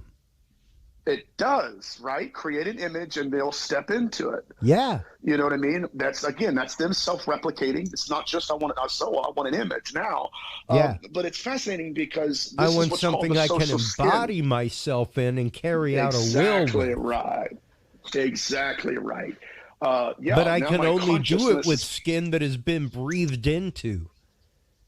Oh man, we're getting into it, man. Holy smokes, dude! I just got chills. Like I literally just got goosebumps. Nathaniel, let's dive into the. Yes, dude, go. I'm so sorry because I know you're still recovering. Oh no, you're good, dude. You're good. This is what I wanted, man. I'm glad I'm having a blast here. But yeah, no, I mean, wow, absolutely. Go ahead. The social skin was again, it's the second self, right? You have the soul and you have the body, and so like I said before in Genesis 6, they were apparitions that wanted a body that looked like them, and so they created children, right? The image, the physical image, the material image of their consciousness, their soul, whatever. So moving on further, Fritz, who was it? Social skin. So Fritz Kramer, with his book called The Red Fez, he talks about possession in like Nairobi and Kenya and in Africa and everything. And he went on a safari one day and he met this priest. It was like a high priest, and the tour guide told him like, we're going to go to one of these rituals. And this gentleman is in the middle of this fire and he's dancing. There's everybody making hitting drums and everything, and the priest is scarred from head to toe. And he said, here shortly, the guy told him, he said, hey, here shortly, the ghost of our ancestor is going to possess him. And Fritz said, well, here's what I don't understand. This man is literally like, you don't recognize him. Like his skin is so scarred that the flesh is turning white. And he said, what happened? He said, whenever the ancestor possesses that man, he will begin to cut his flesh in the image of that ancestor. You get where I'm coming from? Wow. And so he is conforming to the consciousness that is possessing him. Oh my God. Now this social skin aspect of it has been their desire all along, according to the research about Nephilim and possession. But that's, again, it's not just I have a body, but I want a body that looks like me. And this second, I call it an epidermal essence, right? And I use these alliterations because it's easier to teach and for people to remember. But again, it's an act of self-replication. Sure. And it's also an act of possession. But yeah, I'm losing my voice, buddy. That's no, absolutely. Oh, and that's just it, man. I want to thank you for your time. We definitely need to have you on once again. I mean, again and again and again, to talk about this kind of stuff, because there is so much of this, I think, with the concept of egregore, where a collective consciousness is bringing something to life. Correct. I think is so entirely alive and well in our world right now. And so many folks are not aware that they are contributing to it, that they are not aware they are giving over to that system, and that is the system that is being fed upon by so much capital E evil in our world, be it the conglomerates, be it the world powers, what have you, the gang stalking groups. It's what they latch on to. We had a guest a couple weeks ago that was trying to encourage our TI individuals that, remember, you know, your mentality of being a victim is also what makes you a victim to them. Right. Exactly. The fact that you know that you're a victim and continue to buy into that system through your own free will of buying into that system and not making the psychological stance of I am not and you will not. Yeah, we kind of make those golems of the world, so to speak. And we should do a whole episode on the concept of the golem to begin with. I need to find. God. I'm trying to find myself a good deep rabbi, somebody that really can go into Talmud and some of the old stuff like that, to really break that open. You. I'm sorry? I have a couple names I can email you. There's one in Brooklyn that's a beast that I talked to. Let's definitely talk, because I would love to have those conversations. I think that is so much of what is going on in our world around us right now, and people are just not aware that they are contributing to that system, uninformed, you know. So Nathaniel, thank you so much for your time once again. Let everybody know where they can go. I know you just started up a YouTube channel. Let them know where they can go to follow that. Of course, they can go by the website to pick up books, all that good stuff. Let them know where to go, and then we'll go out to commercial and let you go, my friend. All right, brother. So I'm all over social media, and I don't even know if I'm talking to my brother. My brother's like a web designer, and I'm thinking, you know, if I'm going to have another website, I want it to be bigger and better than my old one. Sure. But then again, I'm all over social media anyway. You know, you can just private message me or email me. So it's like, okay, what is it? Is a website integrated? I don't know. I'm still thinking about that. But you can follow me on Instagram and Facebook as Nathaniel Gillis, and then I do also have a YouTube channel, Nathaniel Gillis, as well. And I'm going to be more active on that channel because I want to build a Patreon. And really, I love talking. And sometimes when I don't have a show, I get so impassioned and inspired that I just, you know, I'll go live on Facebook at 2 a.m. Or I mean, on YouTube, you know, it never, you know, so it's always there. But those are my connections. But man, I appreciate you having me on. And I'm going to go take a hot shower and probably watch some Frasier. Hey, you do that, my friend. Thank you so much again for your time tonight. It is always a pleasure having you on, and I cannot wait until the next visit. So they will be frequent with the new show. Take care, Godspeed, and go get yourself well. We'll talk to you soon. I will, brother. All right. Talk to you, buddy. Bye-bye. Wow, what an amazing conversation with our good friend Nathaniel Gillis.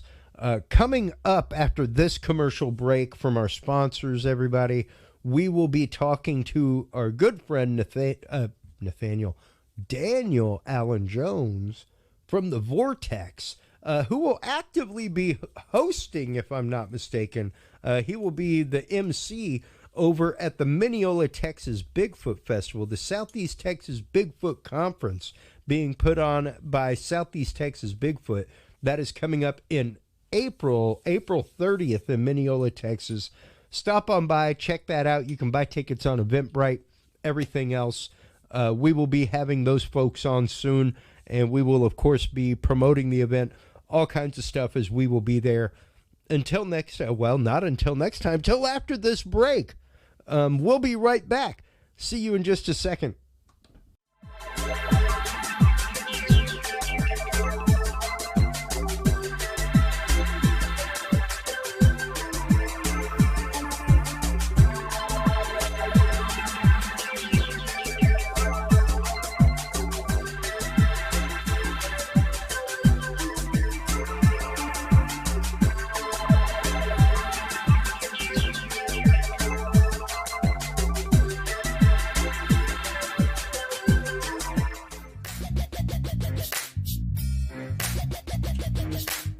With the rise in attention to the health benefits of cannabis and cannabinoids, including CBD, True Hemp Science has become one of the premier providers of full-spectrum CBD and CBD-related products.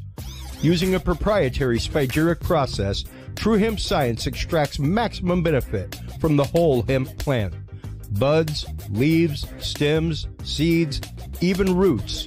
Every part of the plant is used and then reused to formulate a rich, complex profile of CBD, CBD derivatives, and terpenes guaranteed to provide the relief and benefits you need daily. Visit TrueHempScience.com to experience the best CBD oils, edibles, and topicals on the market today. And use code CURIOUS7 to save 7% off your entire purchase of $50 or more and get 2 25-milligram CBD cookies or brownies free. That website again is TrueHempScience.com and the code is CURIOUS7.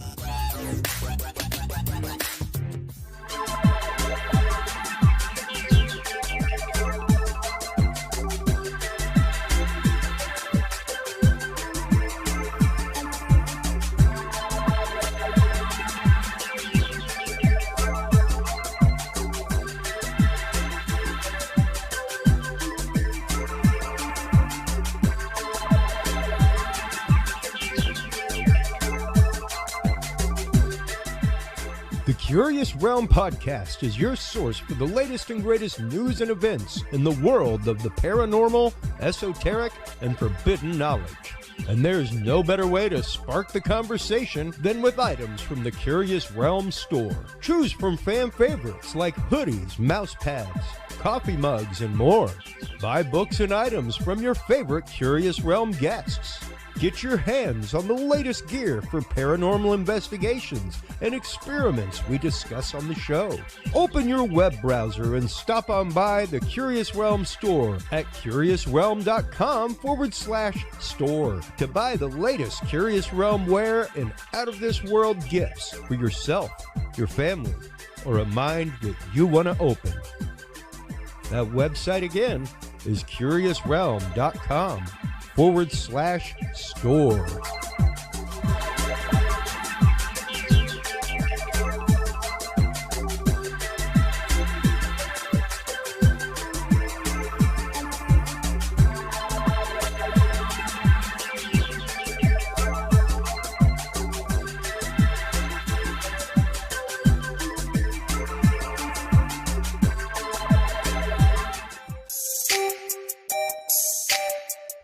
Have you considered starting a podcast? Looking for a way to make your business a voice of authority in an industry? Then Podcast Cadet is the solution for you. Whether starting a podcast for yourself, your brand, business, school, church, or just plain fun, Podcast Cadet is here to help you navigate the waters of the podcast industry. Specializing in one-on-one consultation and training with industry professionals in fields ranging from podcast technology and editing to distribution, monetization, and even social media strategies. Podcast Cadet tailors their services to the specific needs of you and your podcast. Do you already have a podcast and trying to find ways to engage and grow your audience? Sign up for your Podcast Cadet audit today and let us help you explore new and exciting ways to leverage your content and elevate your podcast brand to whole new levels. From consultational workshops to affordable podcast production and maintenance packages, Podcast Cadet is your one-stop shop for everything podcast related on the internet.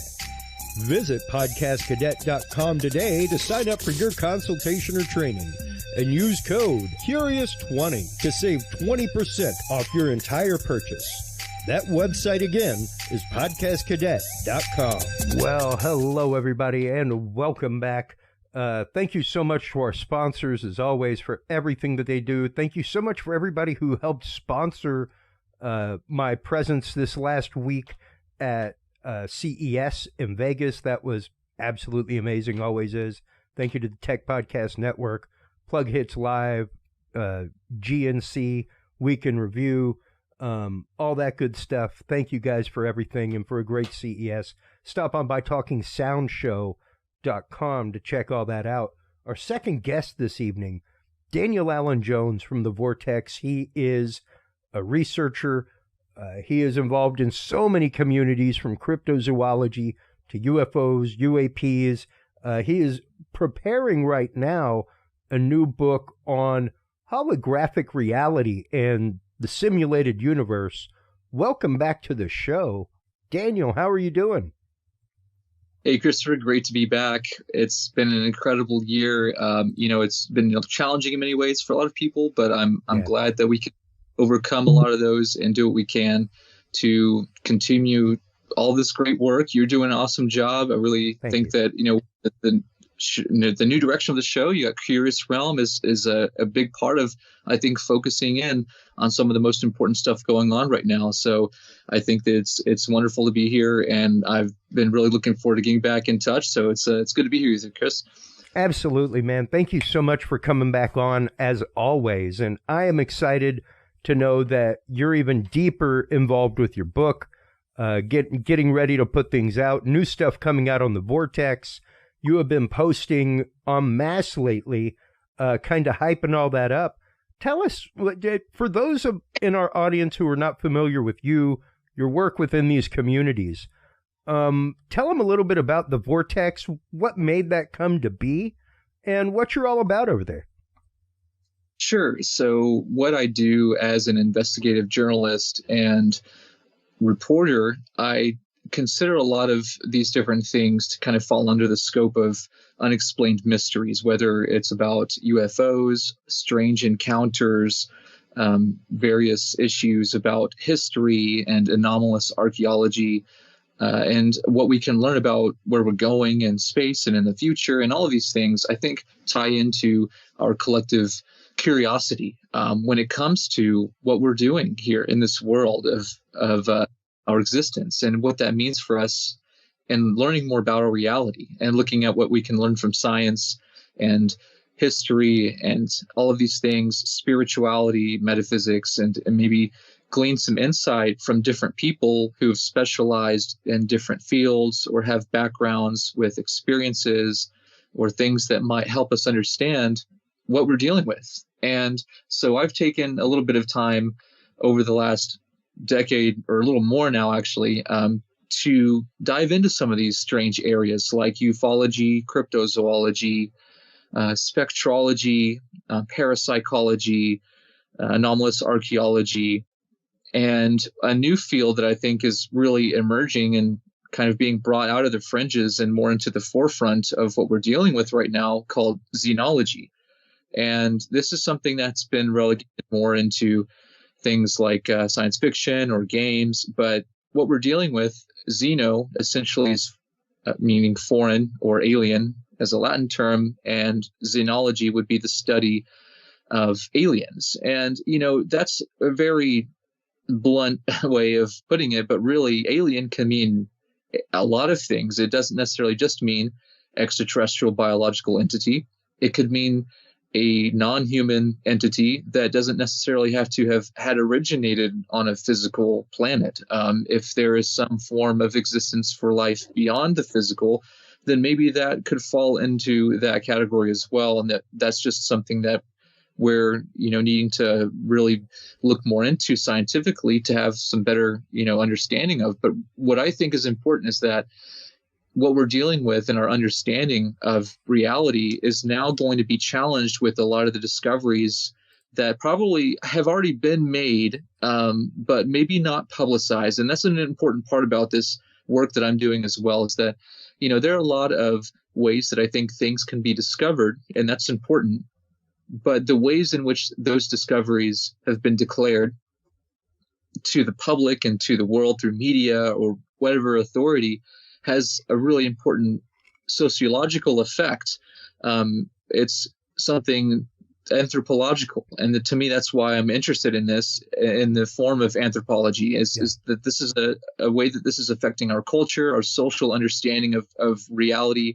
And when we present new information, like what we saw here 4 years ago already in the New York Times, talking about the investigation program from the Pentagon that was looking into UFOs. Yeah. And this is something that's probably been going on and many levels behind closed doors in different agencies. Sure. This is just one that was revealed.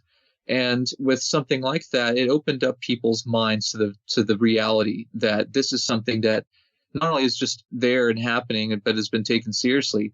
And that's not including the people like many of us here who basically have been keeping up with this for a long time and who've known about this subject and its details and its lore for years. We're looking at the people who are otherwise indifferent, who don't know anything else, and really just are waiting to be told.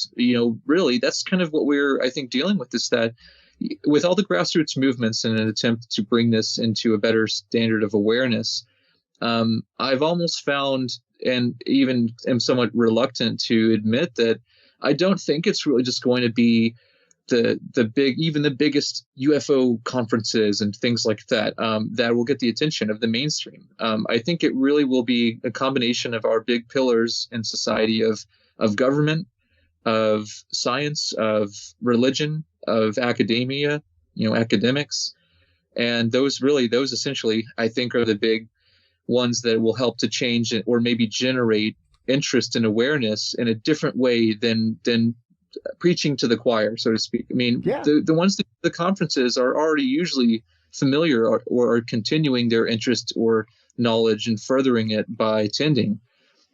And maybe that some people are coming for the first time. That's great. We need more people to attend these things. And I don't think it's to say that it's all in vain or nothing, that we should keep doing what we're all doing in these areas. But I think it's important to note that we would be naive to think that the general public is going to have their orientation of reality persuaded by some UFO conference or something. I think it's important that we look at the effectiveness of government disclosure on any level of these topics. And not that I'm necessarily an advocate for any particular, situation on that necessarily. It's just that we have to see that that's going to affect a lot of people in a way that even the ones involved with ufology might not be able to have the resources to do. And it's important that we can see that that's something that we can utilize, hopefully, in a way that won't be threatening, to the effect of making people panic, or that there's mass hysteria if something major was to be revealed.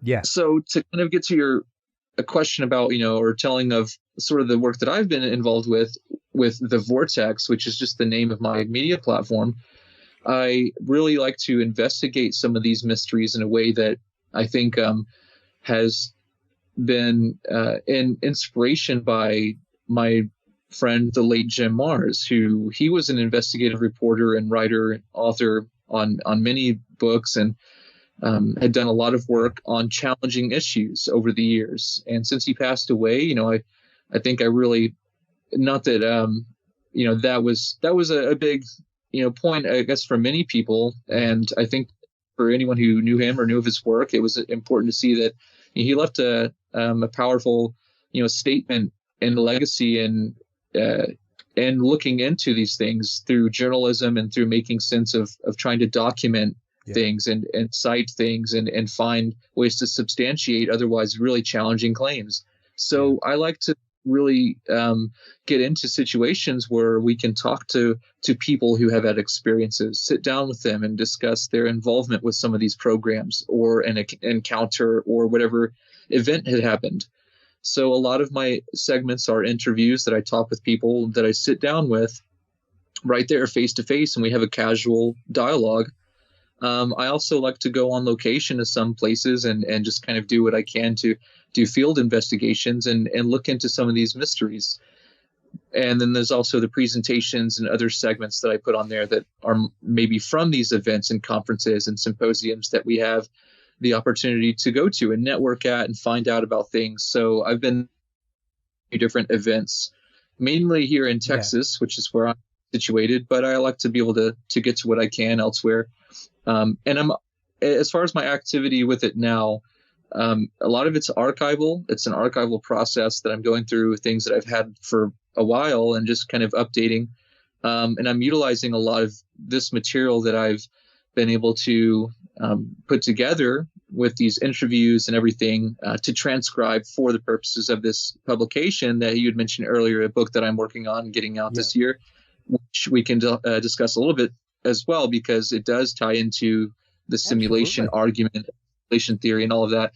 But all of these different topics to me are very interesting, and I think they help lend insight into how we can better understand our reality through our investigations of them, through pushing them in scientific scrutiny in a way that's not disregarding of them, but helps shed light on some really tough situations which otherwise maybe haven't gotten the opportunity to be looked at in a way that's serious and not ridiculed. And now with this, especially like the UFO issue, out more in the public, it's allowed groups, scientists and figures to be have it more accessible to look into and be involved with, again, without being ridiculed, and being able to kind of take a more serious approach, which I think is what we need. It's something that's demystifying, and we have to basically get rid of all the nonsense that's out there that is really muddying the waters when it comes to some of these issues. And I try to be respectful of everyone. I don't necessarily agree with a lot of the people sometimes that I'll interview. Sure. And I might not believe or not believe, but it's not necessarily the point of what I'm doing personally. For me, it's necessarily something that I think I have to also be considerate of, is that these are something that people will see and maybe find like guilty by association, just simply because I'm talking with someone or their ideas. And I think that's important to see, like, especially in media, or as just doing the citizen journalism work that I'm doing. It's important that I at least make some point to clarify just that, I'm just sharing a perspective for people to see that is out there.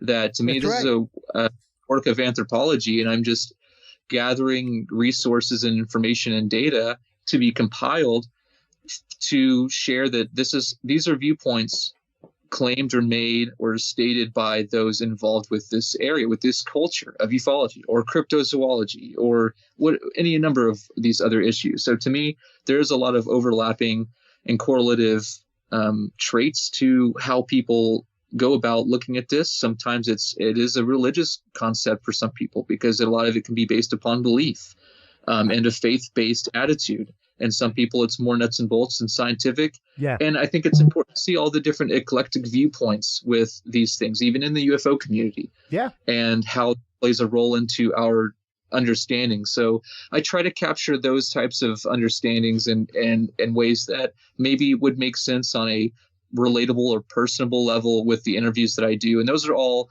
I'm still uploading some from throughout recent years and just getting more content on there. There's no, regular consistency right now, because I'm using a lot of it to try to get this book done. But it is a way that people can see and kind of keep up with one of the things that I've been involved with, which, as you said, is the Vortex on YouTube. Yeah. And, I think what's really important amongst that, because what you and I both agree on, is the fact of the conversation needs to be had. Doesn't matter if you're uncomfortable with the topic. You need to be willing to hear somebody out just for the sake of hearing them out and understanding what they believe and why they believe it. It's not for a point of being right or convincing them of your paradigm or them convincing you of theirs. It's for the point of actual open-minded and open-hearted conversation. And I think a lot of people have, sadly, especially over the last couple years, let that really go by the wayside. And when it comes to these topics, and when it comes to things like, NASA did actively, they didn't hire 24 theologians, but they actively did give a grant to the Center of Theological Inquiry to assess the implications for the hunt for alien life. The research ended 4 years ago, and the team was never officially part of NASA's staff. However, something very important to note there, the fact that they said they did provide a grant to the Theological Inquiry Center to assess the implications for the hunt for alien life. And as you said a minute ago, it is so akin. And I have my own religious experience that led me to serve in the seminary. that nobody else in the church that I was serving in that Sunday, nobody else had it. The priest didn't have it. The altar server next to me didn't have it. The person in the third pew to my right didn't have it. But I had it. And I will to this day go to my grave knowing that God, whatever it is, whether it's what was in that church, what's out in the universe, whatever resonates and is the greater, higher being of the universe, I was ever present with in that moment. Nothing will ever convince me otherwise. That's called faith and belief. It has nothing at all to do with a religion. Sure, I was at a religious ceremony, but it didn't have anything to do with religion. It had to do with what I know to be God, capital G, like grand creator, architect of the universe. And I think that's a hard pill for a lot of people, to swallow to begin with, because even when I was at the seminary, it was a hard pill for a lot of people to swallow, Daniel. Yeah. And that's people that have chosen to go serve in that field. And they're like, whoa, whoa, whoa, wait a minute, some what? Yeah. Like literally, you know? So, yeah, it's interesting that you bring up that bridge, because I think it's really important right now, the technology that is coming out, that is being revealed. We have held on not just this show, but in our previous incarnation, Dudes and Beer, we held the entire time that every one of these things, from Lou Elizondo, the videos, it's all real. It's all actual technology. It's there. Is it something extraterrestrial? No. It is all earthbound technology. Now, could it have been reverse engineered? Sure. And that's what they're going to have. Like, we're already talking about Russia testing hypersonic missiles. Not just testing them, they got them. They work. So the only way you're going to be able to catch that is with something bigger and faster. And the technology that is coming around the corner, the only way you could say it exists is the truth. And to say that, yeah, a long time ago, hey, we may not be visited right now. Who knows? We might be, we might not be. I'm a conjecture kind of guy. Let's see what happens, and let's look at evidence and be willing to be skeptical about it. However, there's a lot there. There's a lot of really wild technology coming out. And oh yeah, it seems like it's going to be the most easy play to say, you know, this is where it came from. And once that hammer drops, that's a lot of paradigm shaking for a lot of people that just found out there is something really, really bigger than them, that religion or not, they ain't used to thinking there's something bigger than them. Like you may as well go out and they may as well have gone out and funded AA to do this research, you know, like anything bigger than you is what you need to be able to believe in. Doesn't matter if it's the dog next door. You need to admit that there is something in the universe above you and your control over it. Because that day is coming. Happening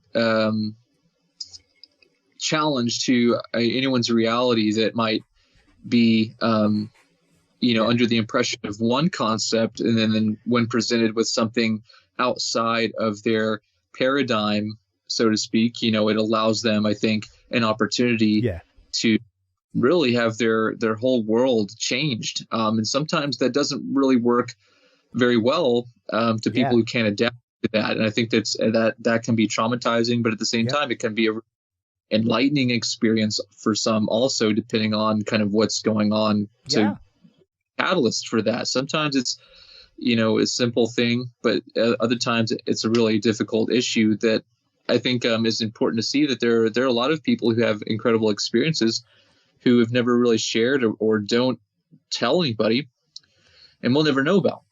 But it's because of the ones that do share about their experiences and their alleged encounters and all of these things, that we have something a little bit to go off of in the way of trying to investigate these phenomena. And I think that this is I think it's something that we have to see as like a really big part of how to go about getting any information, because a lot of it is conjecture. And I think it's important to see that it's something that a lot of times is chalked up to just hearsay, or just a witness testimony or experience is only as good as, believing the person who's telling you, because they might otherwise not have any way to prove it. And that's challenging, because we kind of have like a legal system in court where we use a jury sometimes to kind of determine the outcome.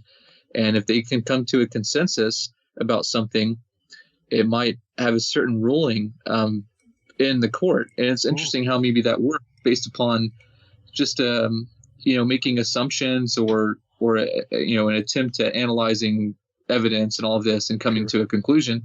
And it might not always be the correct response, even though it will be a determination. That's I think a good example of how people operate. Yeah.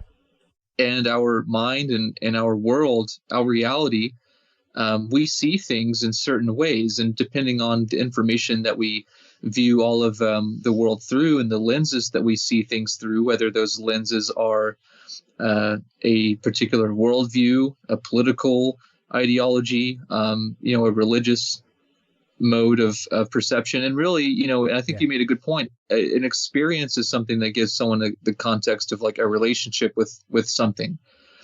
That something, I think, can be difficult to really identify depending on the mode of language that someone is using. And that's where I think religion does come in. A lot of times it's used as a way of communication, a language that we try to interpret experiences and things. And sometimes it doesn't mean that those languages are fully encapsulating of what the real experience was, but we have something we can use to attempt to share concepts and general things. So you can only imagine when people of all places in the world are having maybe a similar experience, but their communication, their language that they use to share about it is limited to, whatever maybe they can say or use to speak or convey it.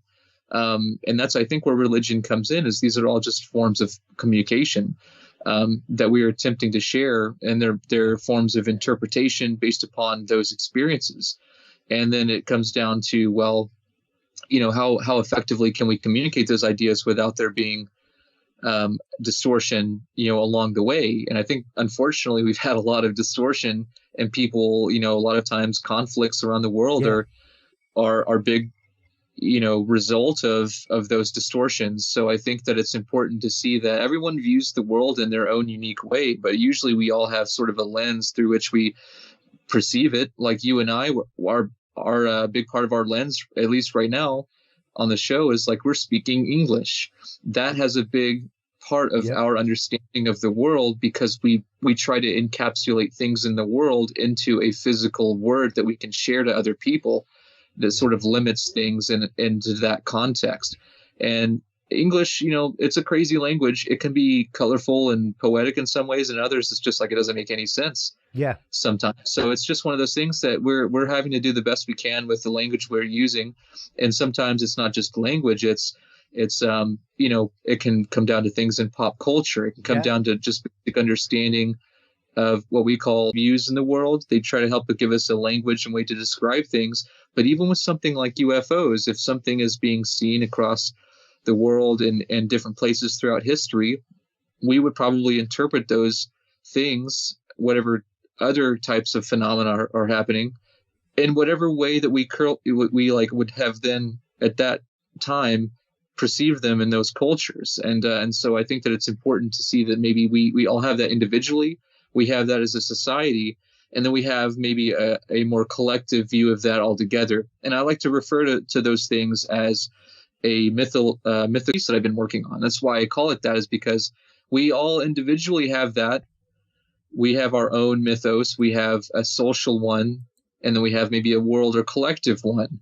And beyond that, maybe there's something about our reality that we can learn or find out that gives us some insight about what's really going on, and maybe how these things that we're experiencing help us understand what we currently perceive as a mystery, and to maybe where one day it'll be more normalized in our culture to have an understanding of something which we now kind of don't really have like a good understanding of across the board. I mean, that's not to say that people don't know what's going on or don't understand their experience, but I think that we're talking about something that's like widely accepted. It's demonstrable. It's something that, it can be questioned, but it's something that you could see now where, things like vehicles and automobiles and all of this stuff from just the last, like, just about a century, have become commonplace. And if we can only extrapolate that into another century ahead of us, it will be hard to see how with things like Moore's law, which is a, computational theory of processing power and our ability to produce and engineer technology at exponential rates, if in just the last century, we thought maybe people could never achieve certain speeds of transportation and all of this, and now we're doing some incredible stuff, and who knows what's going on behind the scenes. I think that it should open our eyes to the things happening in the next century will be like a determining factor for where humanity is going, and I think that's a big part of what we'll understand in our ability to simulate these types of situations, which ties into this whole thing of simulation theory or the simulation argument and what that means for us. Because I think there are really important implications, and I'll just say this as well, because you had mentioned the theologians with NASA issue, and that essentially the effect that people of faith might experience based upon the reality of being basically revealed, that something about alien life, being revealed to us, and how that will affect our reality. And so there's also a similar type of publication, I guess you could say, that's been done about this, called Theological Implications of the Simulation Argument. And it's by Eric Steinhardt of William Patterson University. And so there are a lot of really interesting resources and big figures and scientific figures and proponents of different things that have chimed in on this whole simulation argument or simulation theory. And it's just interesting, again, nonetheless, to say it's not about just outright believing it or disbelieving it, but just to hear, okay, let's pay attention to why this has been such an interesting issue that's been picked up all over, and what we can do to maybe navigate some of these different things we're seeing in the media and being said by major scientific figures. And that's something I think would be interesting to get into as well. Well, let's definitely start getting into it, because of course, one of the biggest questions that I remember from any debates around the table back in the day, whether it was theology or philosophy groups that I studied in, was, are we just existing in the mind of God? Are we here? Do we actively exist at all? Those were the questions that we were pondering at 19, 18 years old in the seminary and study groups, things like that. And it's been interesting. And granted, that was like 1993. Yeah. So there were still turbo buttons on computers, You were still using like 3.5-inch floppy disks, folks. Stuff like that. Like, the good old. Yeah, you could still optionally boot into Windows if you wanted to, or run everything from a C prompt. Like, you could still tell the computer what you wanted it to do. Those are like ancient artifacts now that are in museums. Can you imagine that? Like just a few years ago? Yeah. Yeah, and that's just it. The articles that I was throwing up from EE Times, talking about the earliest that Moore's law might collapse was 2020. I remember I used to work the NVIDIA conference every year in DC, and I remember the guys from DARPA.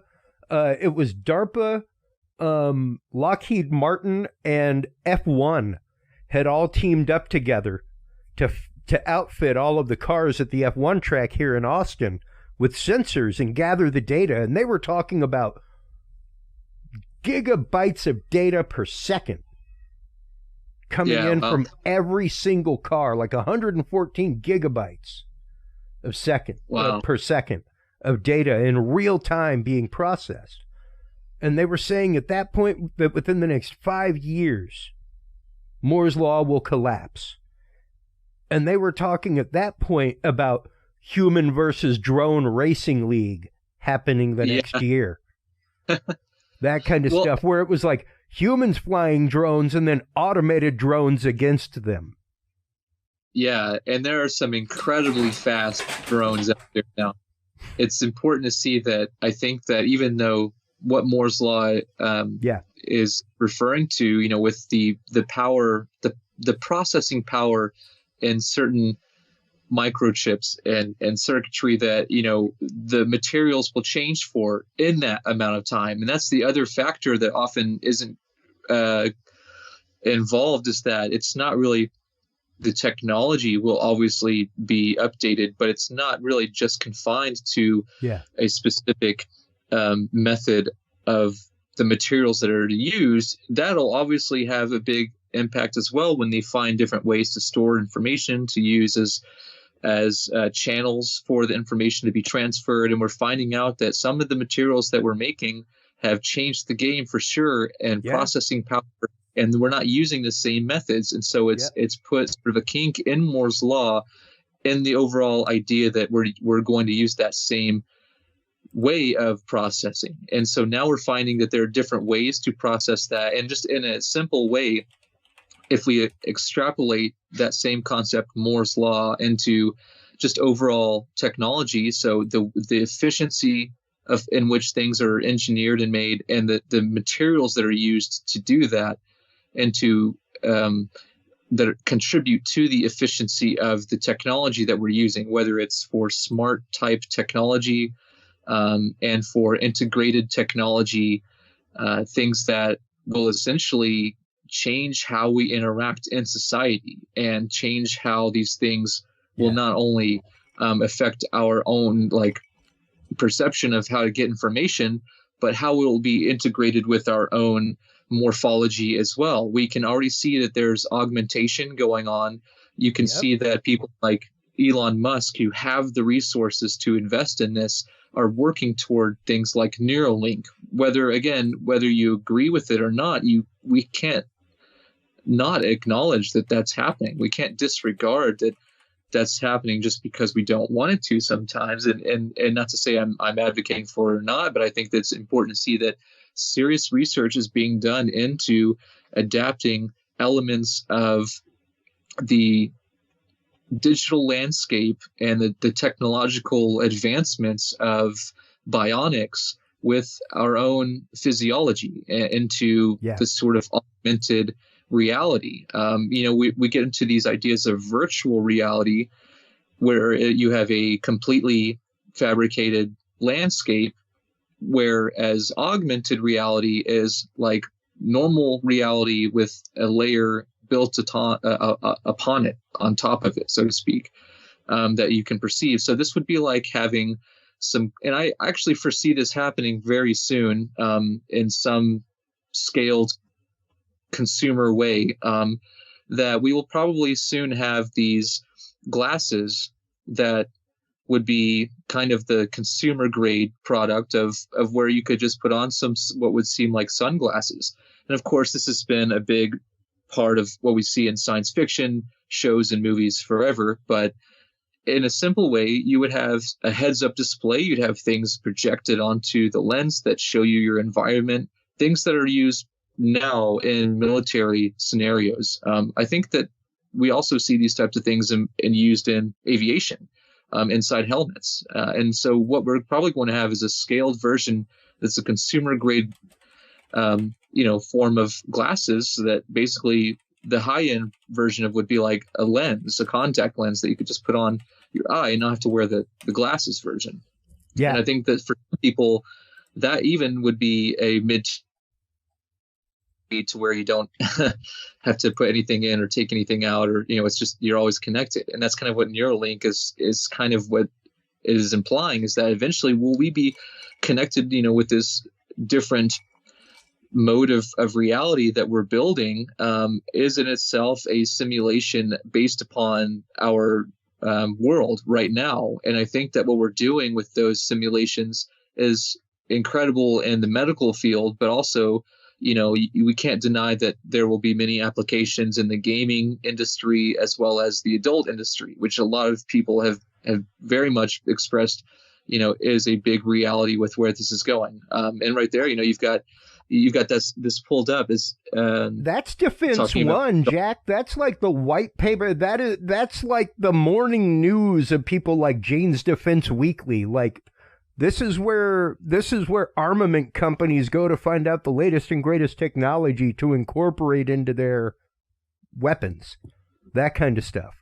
And when you're talking about DARPA literally saying, like, we can control not just one aircraft, but 3 simultaneous types of aircraft. And that was 2018. Yeah. That was 4 years ago. That was, oddly enough, just before the announcement from Lou Elizondo.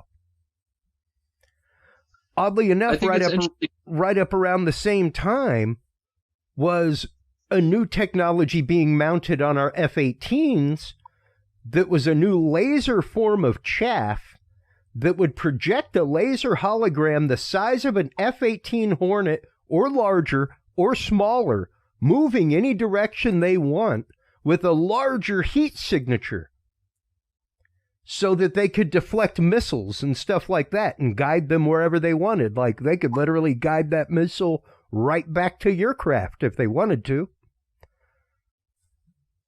So yeah, I think there's some eye-opening things going on with that for sure. Yeah, and that's just it. This technology, the technology to do this kind of stuff is just so out there.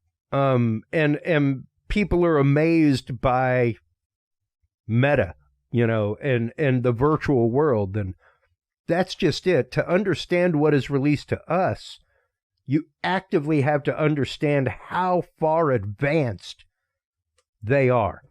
How far advanced these programs are. Because once again, this was 2018. That this wasn't just a theory, folks. This was like a reality that it could happen.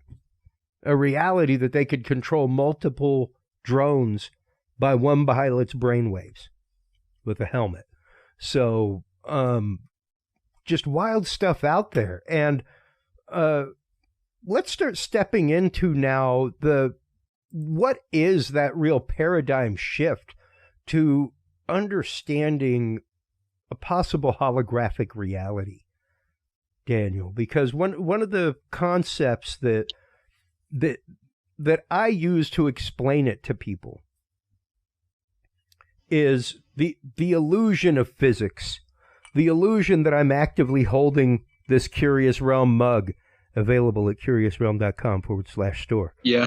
The illusion that this is even a thing, that by all known physics, we are 90% empty space. And our electron shells go, like right now, I'm sharing an electron shell with a dude in Peru. By all known physics. So for me to even be touching this is really just a repulsion of matter. It's just a repulsion of electrons and protons that I'm feeling. It's not an actual cup. It's what my brain knows to be a cup and synthesizes as a cup. But it's really just a random collection of electrons made out of carbon and other things that make up ceramic. Yeah. There is. And that is all known physics. That does not even get into quantum physics. That does not even get into quantum realities or any kind of deep philosophic thought or the concept of living in a shared hologram. So let's start breaking that concept apart and really cracking that nut, Daniel.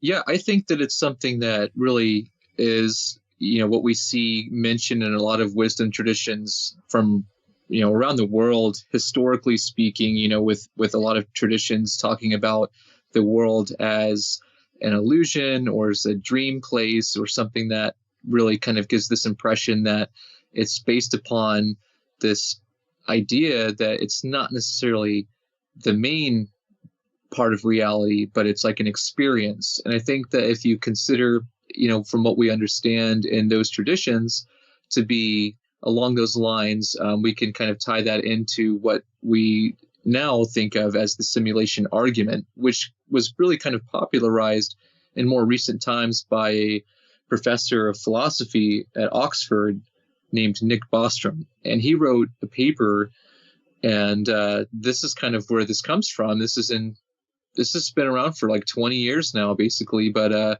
it was titled, "Are You Living in a Computer Simulation?" And the abstract of that article, I'll just mention briefly, says this paper argues that at least one of the following propositions is true. One, the human species is very likely to go extinct before reaching a post-human stage. Two, any post-human civilization is extremely unlikely to run a significant number of simulations of their evolutionary history or variations thereof. And three, in a computer simulation, it follows that the belief that there is a significant chance that we will one day become post-humans who run ancestor simulations is false. Unless we are currently living in a simulation, a number of other consequences of this result are also discussed. So basically what this means is that Bostrom considered that there may be ways that we can understand reality looking at computational theory. He calls this the simulation argument, not necessarily the simulation theory. And the argument is, are we? The aspects of if it's a simulation, what can we learn about it? But that's a whole other part of this idea that several other people have now extrapolated from. So the whole idea maybe that we know in pop culture, I think that's done the best job of kind of touching people's mind in this whole subject is The Matrix. And of course, The Matrix really did a great job when it first came out.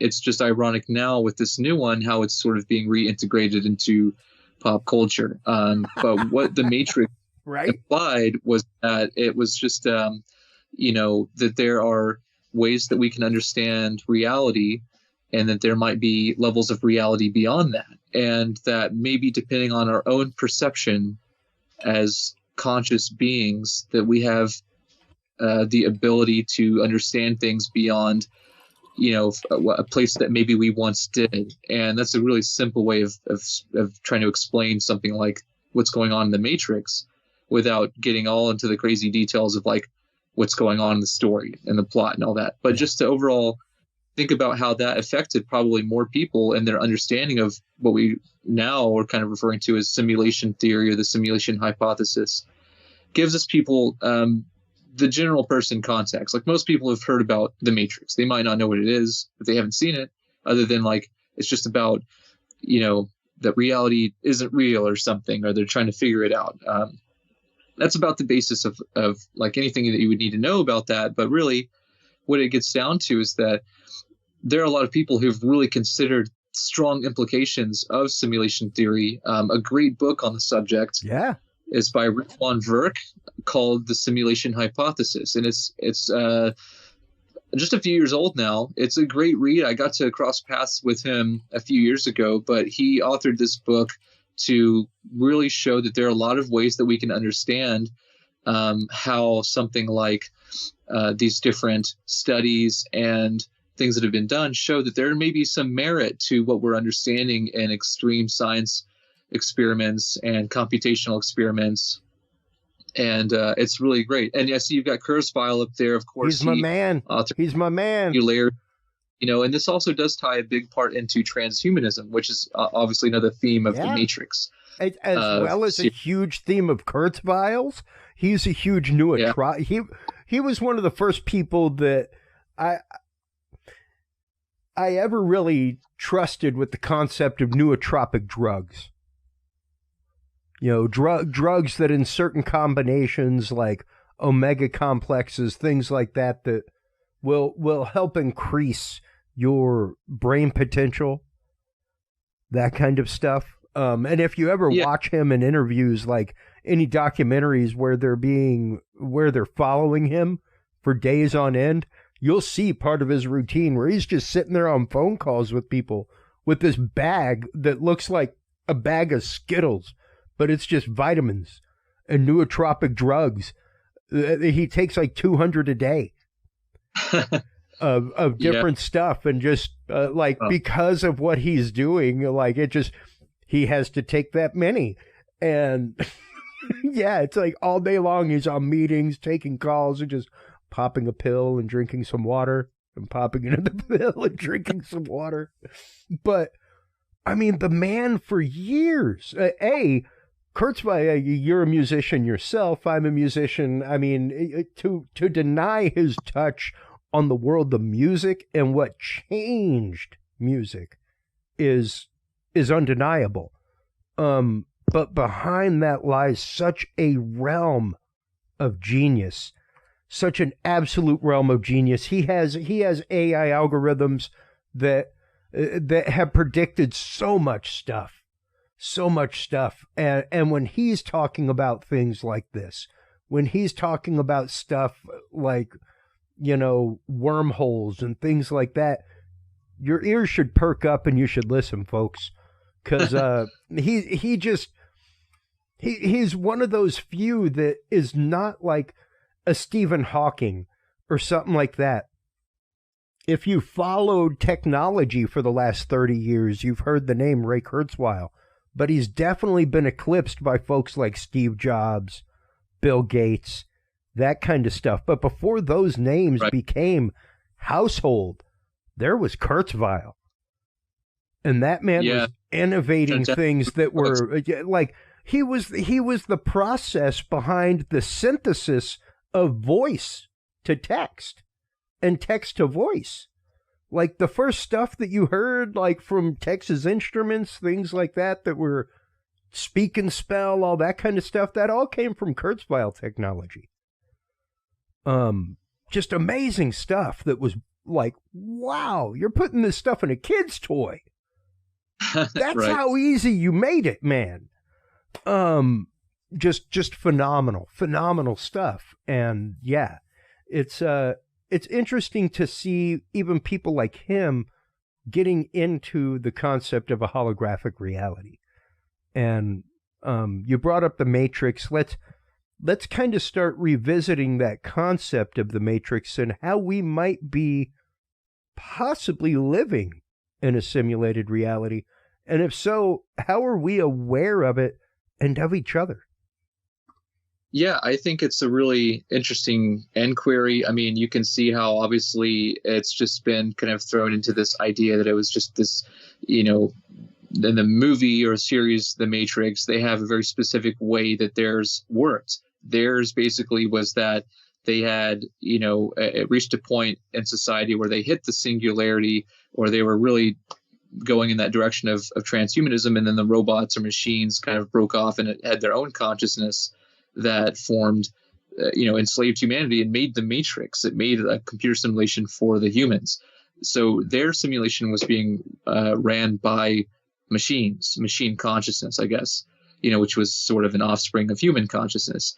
Now, that's their version. But if whatever is going on here in our reality, this is something that people have stemmed from Bostrom's theory or argument to make sense of in different ways, like different categories. Maybe it's if it's a simulation, it has to be part of or based upon what we call base reality.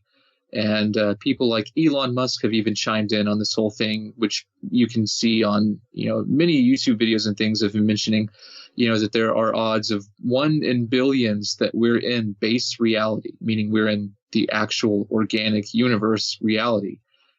But that also, it could be that we are in simulations within simulations, which is referred to as stacking. This is kind of like the Russian doll type idea of things being stacked or nested within one another. And, being in video editing and sound engineering, these are often terms we see used for stacking or nesting. This is something that you have as a concept of those little Russian dolls, which are called the matryoshka dolls.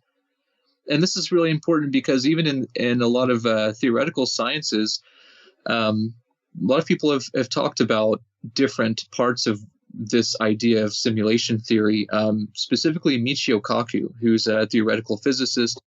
And I got to meet him a few years ago, but about physics of the future. And this was several years ago now, actually. But, now he's, kind of looked at the UFO topic differently than he did back then. He's more on board. But aside from that, he has really opened up people to these ideas that makes it more tangible. He was a spokesperson for the Science Channel, but he often talked about the Kardashev scale. Kardashev was a Russian scientist who came up with this grade scale of types of civilizations. Type 1 would be a planetary collective civilization, and type 2 would be like a civilization that inhabited a whole star system and utilized all of its planets for resources or whatever it needed, in balance. Galactic civilization, kind of like the Empire in Star Wars, or just, a whole galactic, galaxy-wide, group. So we're not even type 1. We're working on that. Sometimes we're working on that, I guess. We're doing what we can, I think, to try to reach that point. Some people want to get there. Some people don't, I guess. I think that what we're seeing in this strange idea of civilization levels is that there's a concept called a matryoshka brain. And a matryoshka, again, is the Russian dolls that are nested. So a matryoshka brain, when it comes to like science and engineering, is essentially a planet or star level form of technology, meaning they take a planet, they take a star, and they engineer it into a computer that runs simulations, similar to like constructing a Dyson sphere. So this would be like the capabilities of a type 2 civilization who is extremely advanced and who has, inhabited several planets and maybe, and this is all very specific. I mean, it could be that civilization doesn't need to inhabit planets at all, but, to the effect that it's used in this particular example, a matryoshka brain is like a planetary computer that's been constructed or terraformed, or even a star that has been terraformed or, turned into a computer. This is, massive scales of engineering. Yeah. A type 2 civilization would be capable of doing something like this.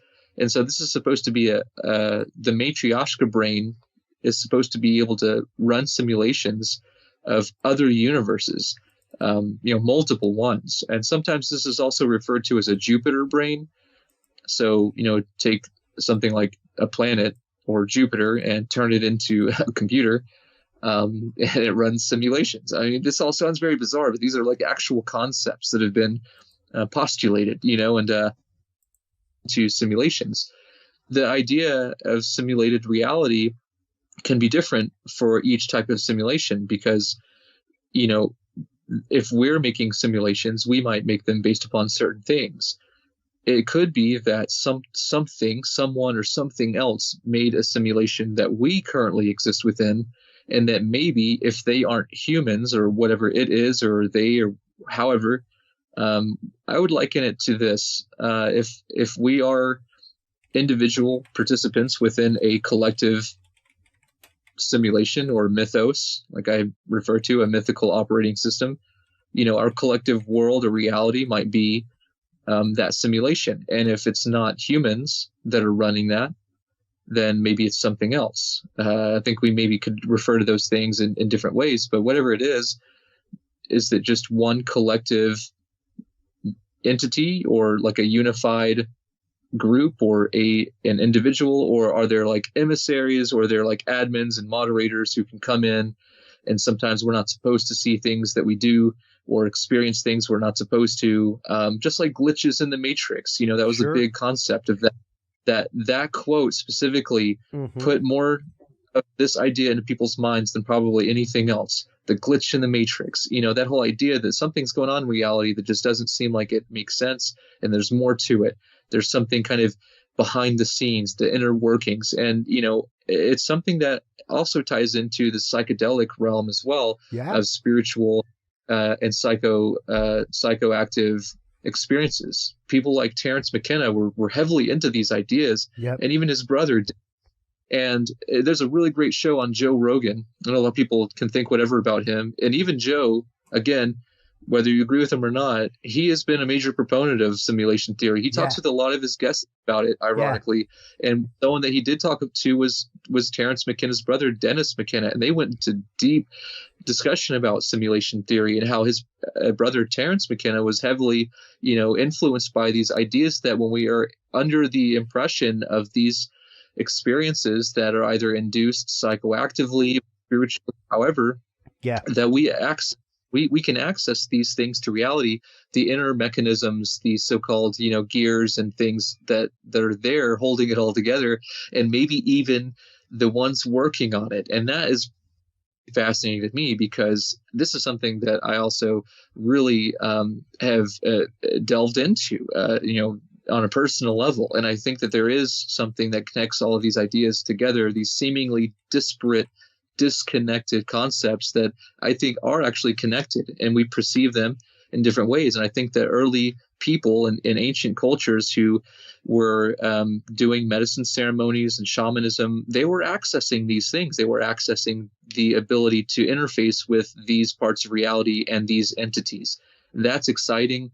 It's frightening and exciting, because we don't know right now what's what. I think we're trying to piece together this weird puzzle about this simulation idea using things that we see throughout history that just are peculiar parts of these traditions of mythology and shamanism and some things, but we're still learning a lot that maybe we're finding, okay, this is showing us that there's some ways that our reality makes sense, and then some things it doesn't. And I think those mysterious things that happened that challenges our view when someone encounters a non-human entity, that goes to show like something else is going on. There is a hidden layer to reality, even within all of these bizarre experiences, whether it's parapsychology, the paranormal, apparitions and specters, whether people think they're ghosts or spirits or whatever. People are obviously encountering things that doesn't seem like they should be. Sometimes it is intentional. Sometimes it's not. Sometimes people are trying to communicate with the dead. Sometimes people are trying to communicate with aliens. Sometimes people aren't do any of that stuff, and they have this really bizarre experience. And not to throw what you said into any of those kind of categories, but even what you mentioned, having was very specific to you.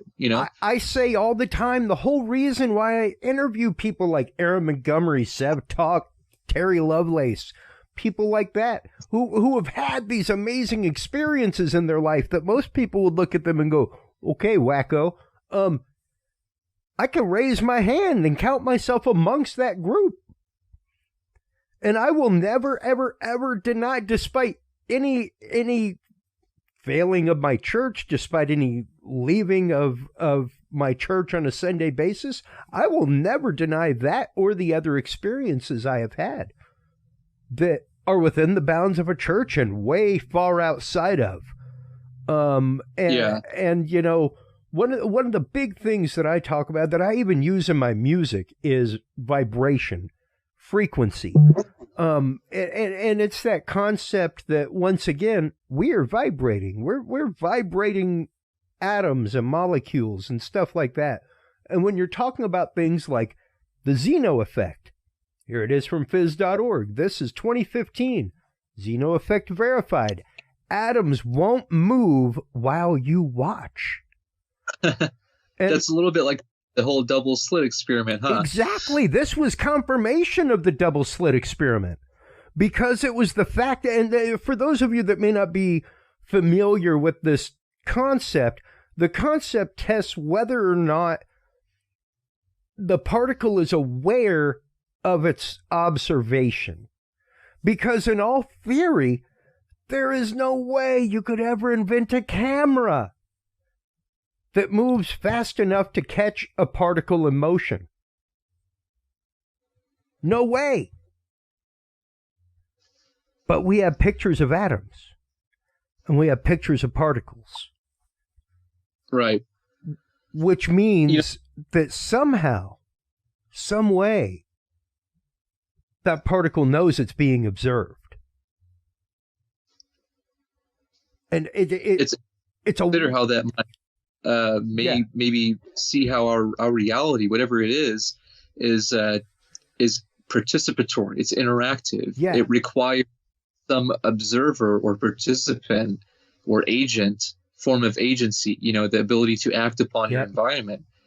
And that could mean a lot. I mean, there are all these ideas like of how that could come into effect with this whole simulation, this world. Like you said, I mean, even in physics, what we're made of, all of matter seems to be what we call space, but really these are just fields, mediums of what we just loosely say is energy. But there's not really, one good way to describe one of these things, but because we've used so many terms throughout the years, what's interesting is that this is something that we see has a major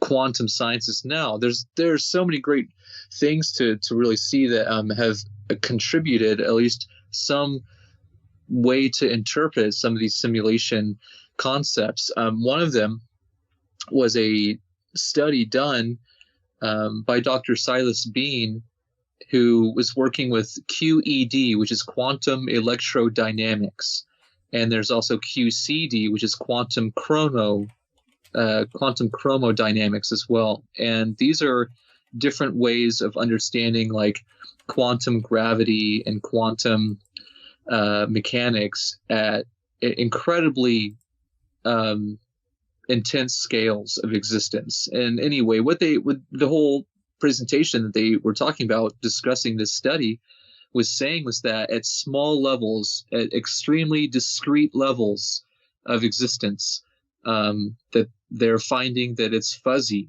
and that there is what we call a discretization. And for anyone who's into music or sound engineering or anything like this, and Chris, probably about these things. Corrupting at some point. Right. Discretization, to be discrete, you're actually going to, think about this in a really interesting way, because it's something that seems like an abstract idea. But when they're talking about discretization at very small levels of existence, they're saying that we can only go so far. We're zooming in to such a degree that it seems like we can't go any further. And they said this is either indication of one or two things, or maybe both. Number one could just be that our technology and equipment, its own ability degrades as we continue to push it to the limits. Meaning, like, we just can only go so far with our current limitations of technology. Sure, we know that is a factor. But aside from that, they said if these are in fact correct and that our technology isn't so much an issue, is that this means that reality in this sense is not infinite, but rather it has a finite boundary, which could imply that we've hit the wall, so to speak, of the simulation, and we found out where, to start discretization in very, very quantum levels. That sounds like a really bizarre idea and might not make a lot of sense to some people, but what they're talking about is if you could zoom in, into those micro levels of reality. Some people think you can just keep going and keep going and keep going, kind of, I guess, like those Matryoshka dolls. And, maybe we can. But this particular experiment was saying that it seems actually that that's not the case.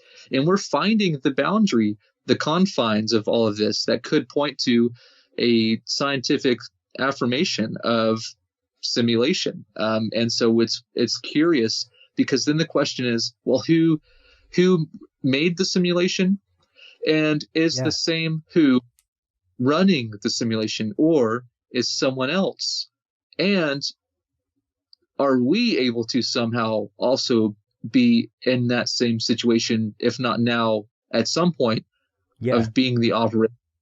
And it makes me wonder, you look at all of these things in the past, and this is where I think this draws my curiosity. All the ancient architecture, I mean, obviously not all of it, but a great amount of these megaliths and these enormous these constructs that seem almost impossible to make are all made out of really interesting materials, granite or quartzile, and you have metallic alloys like brass, gold, and these are conductive, and they're made almost as if they are made to be used as circuitry on not a microchip level, but like a macro level.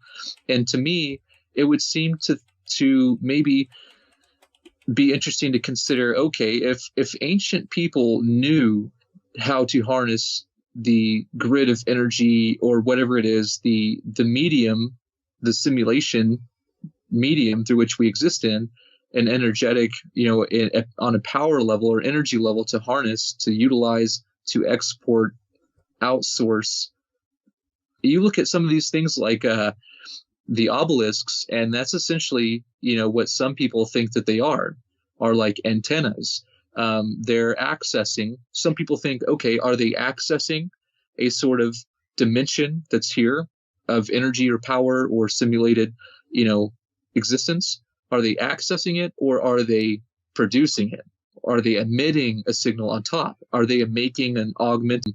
Kind of have grown, in more recent times, but aren't really as prevalent, because it discusses the issue of, okay, if simulation argument is valid, not only, who is the simulator, but who's able to modify it. Because maybe, as to your point earlier about the projection experiments done by military programs, it would make sense to think that if at some point we too recognize that we can access or tap into that form of existence on whatever level of simulation is going on here, that we can start to modify things as well. And it makes us wonder, have we been given the keys, so to speak, or, have we been given moderator capabilities, administrative capabilities? Are we hacking into these things? Are we being put in our place by moderators that don't want us to know that they're there?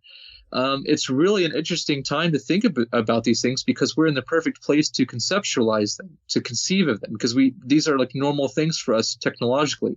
We work on computers in a way that it's commonplace to understand network administration, systems, management, and to think of how maybe all of these ideas help us get a better picture about our own reality as a network of systems.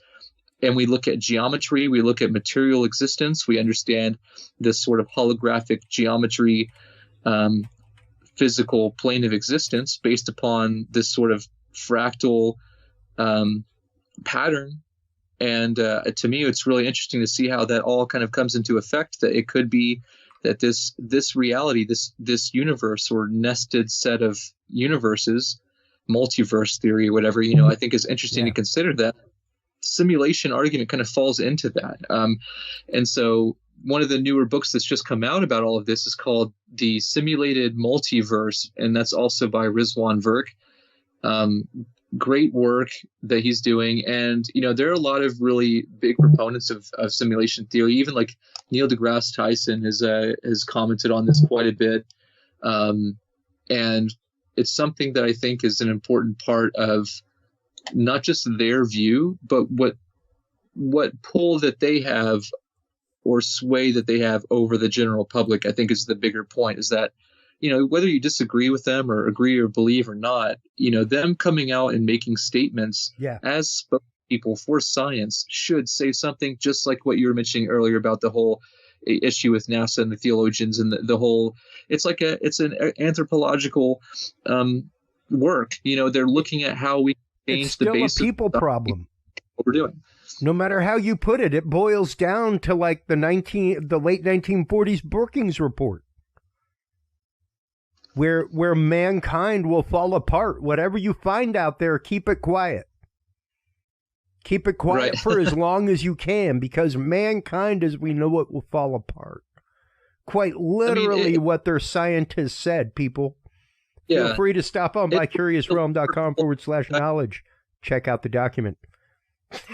That's one of the challenges that I think we face, is that a lot of people in these areas, they want disclosure. Not only that, they want full disclosure, right? And I think it's a difficult thing, because it's like, okay, what if the government just came out and they said, well, okay, guys, sorry for not only lying for like pretty much almost a whole century, but not only that, but we're living in a simulation run by interdimensional aliens, and we can't do anything about it. And sometimes they give us some toys, and sometimes they take us and do not so nice things. And so it's like, I don't think that they would ever come out and say everything to us, because they know. I think that there are some serious sociologists and anthropologists that have been looking at making sense of how to systematically and effectively bring up that standard of awareness of, and I'm just making light of the whole simulation thing, because whatever it is that they would potentially reveal in disclosure, I think they know they can't just come out and say everything all at once. That would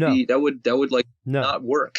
No, that would not be in their favor. However, once again, as I brought up with Jared Murphy, number one, don't forget, the Catholic Church is the world's oldest political organization. They hold a seat in the UN. They are city, state, and country. Like, you could make the argument that technically the Sanhedrin is the world's oldest political organization. However, they are not recognized by the UN. The Vatican is. And if they have a handle on anything over the last decade, 20 years, sadly and horribly, it's releasing horrible truths that you have been lied to. You know? And that's coming at it from the point of view of a Catholic. That, like, yeah, there were a lot of things that were happening, and they were swept under the rug, and they were ignored, and they were pushed away, and they were pushed down, and the people that were in charge, like, did the dude way up top? No. Like 90% chance? No. But did the underlings in charge of the local area know? Did the prefects know? Darn tootin' they did. And they pushed it down, and they kept it down. And no different than what's going on with this data and this information. And if you want a decent game plan, they're literally in the middle of that disclosure. Yeah, I think it's a solid and they're used to disseminating a unified message the whole world over, despite cultural boundaries. Right. The capital C in Cathos from Catholic means universal. That means, like, the teaching is the same in Africa, it's the same in Vietnam, it's the same in Mexico, it's the same in the United States. So how do you do that? Because that's a big thing to be able to get behind and get in charge of.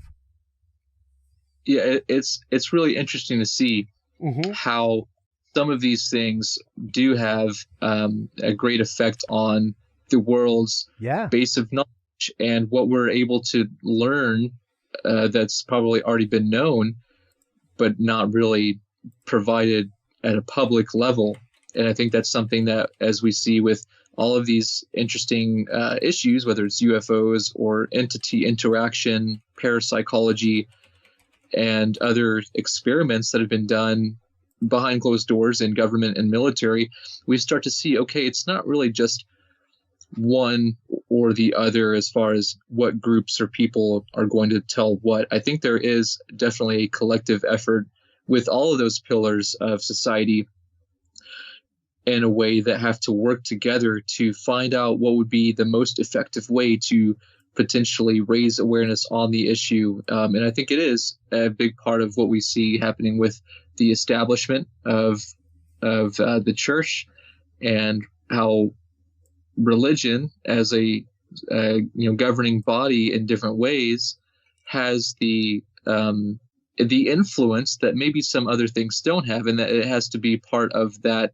consideration when working with people to change the world on ideas. And I think where this whole issue coming back, to what we were talking about way earlier with NASA it's just interesting to consider that that's even on the table, that they're working with people who are finding what would it mean for anyone of faith, or really just whoever, to be exposed to the reality, to people to take in already. Which, hey, God in and of itself is a lot to take in.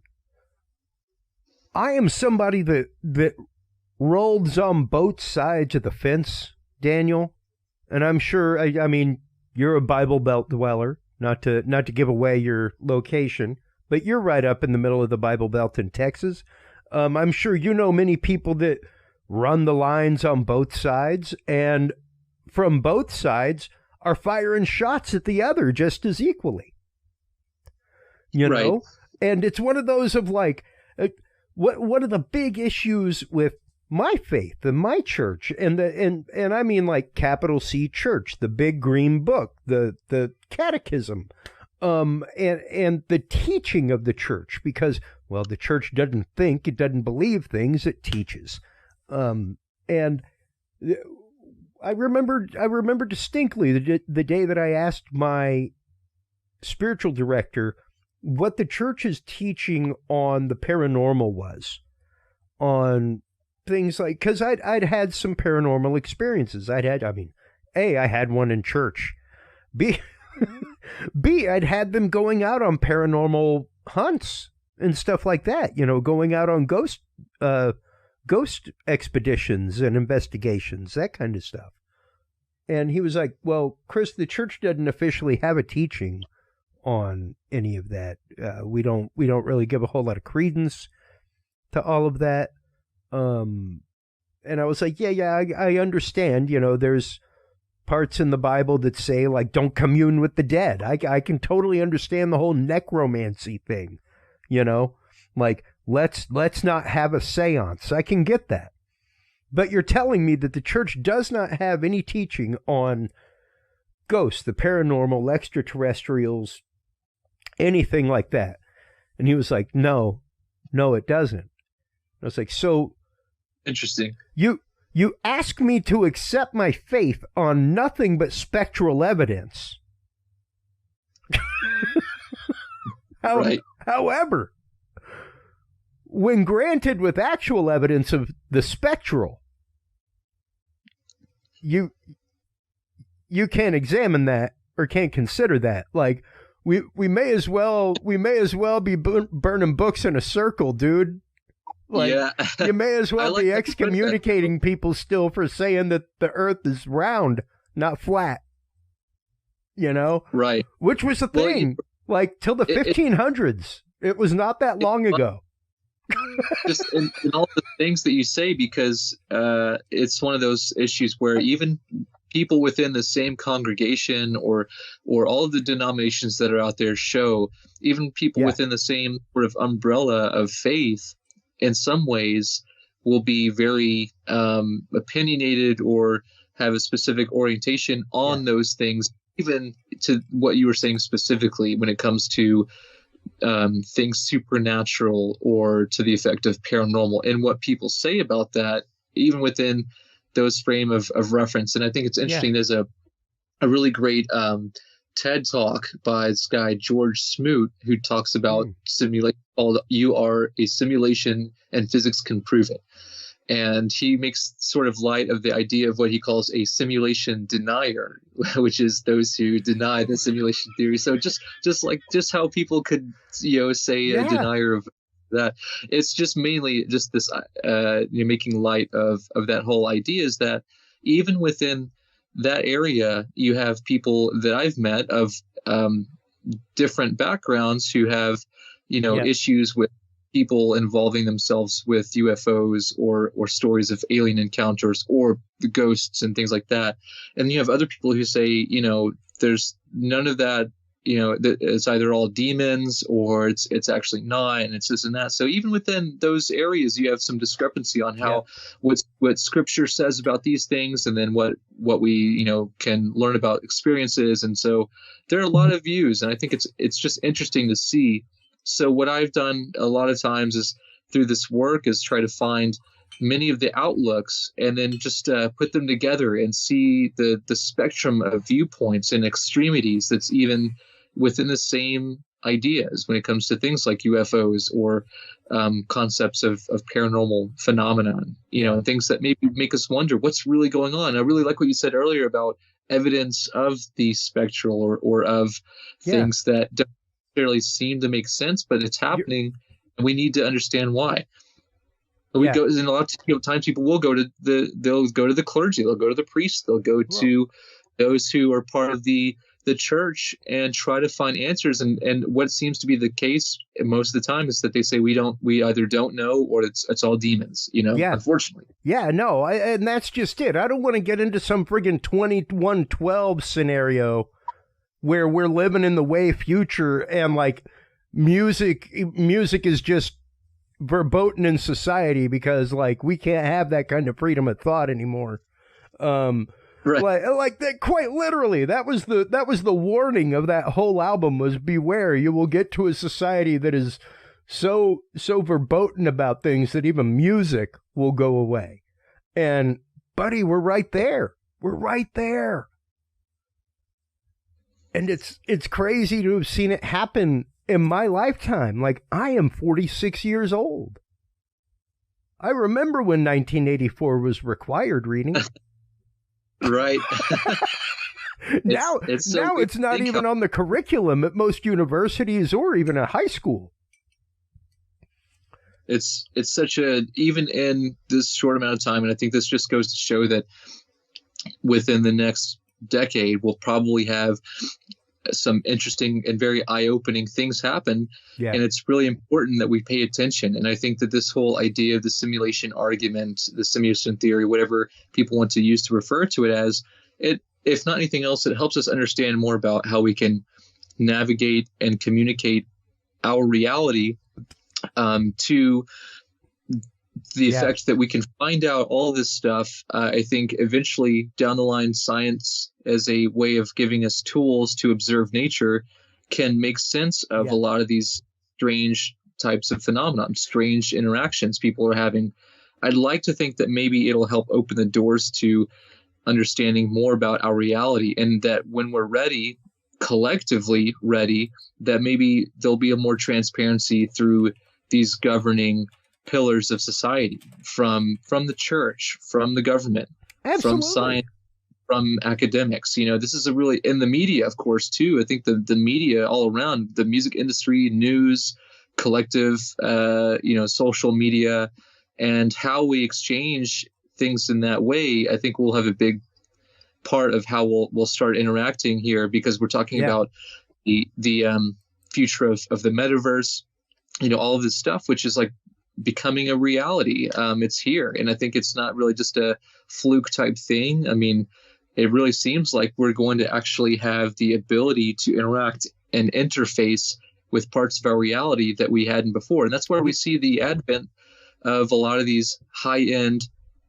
advances in AI are helping us in some ways. They're helping us medically. They're helping us with like identifying things in our past. There were just this has been an ongoing thing, but there are some incredible discoveries being made of scrolls that are being digitally unraveled without having physically altered. That's amazing. There was just a whole mummy that was unwrapped. Right. Yeah, that's a great way that we can see that technology has helped out a lot, and it's not necessarily like all technology and all science is bad, evil. This is how hot the topic is. I literally Googled mummy dig. Mummy dig. Now, granted, that could have been like mummy digging. That could have been 101 things having to do with archaeology or Egyptology. What's the first search term? Mummy digitally unwrapped. That's the world that we live in, folks. I mean, it's incredible to think about how the world of archaeology is now being changed, because we can digitally unravel scrolls, we can unwrap mummies, we can detect structures using LiDAR, using signatures to find from aerial,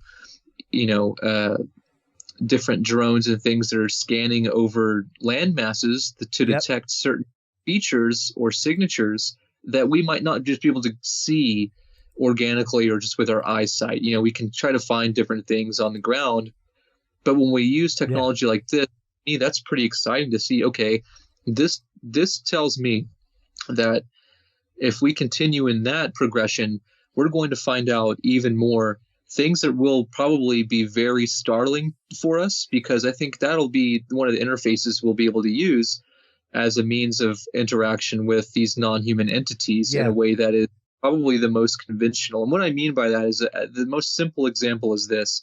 If we can have something like a C-3PO robot stand there and be able to speak all these millions of languages or whatever, be able to sort of tap into that collective dimension or whatever it is, to find out whatever it needs to find out that we can't just do. I mean, I should specify, we probably can do. I think that the whole idea of like spiritual development is so that we can, but the reality is that no, most of us can't.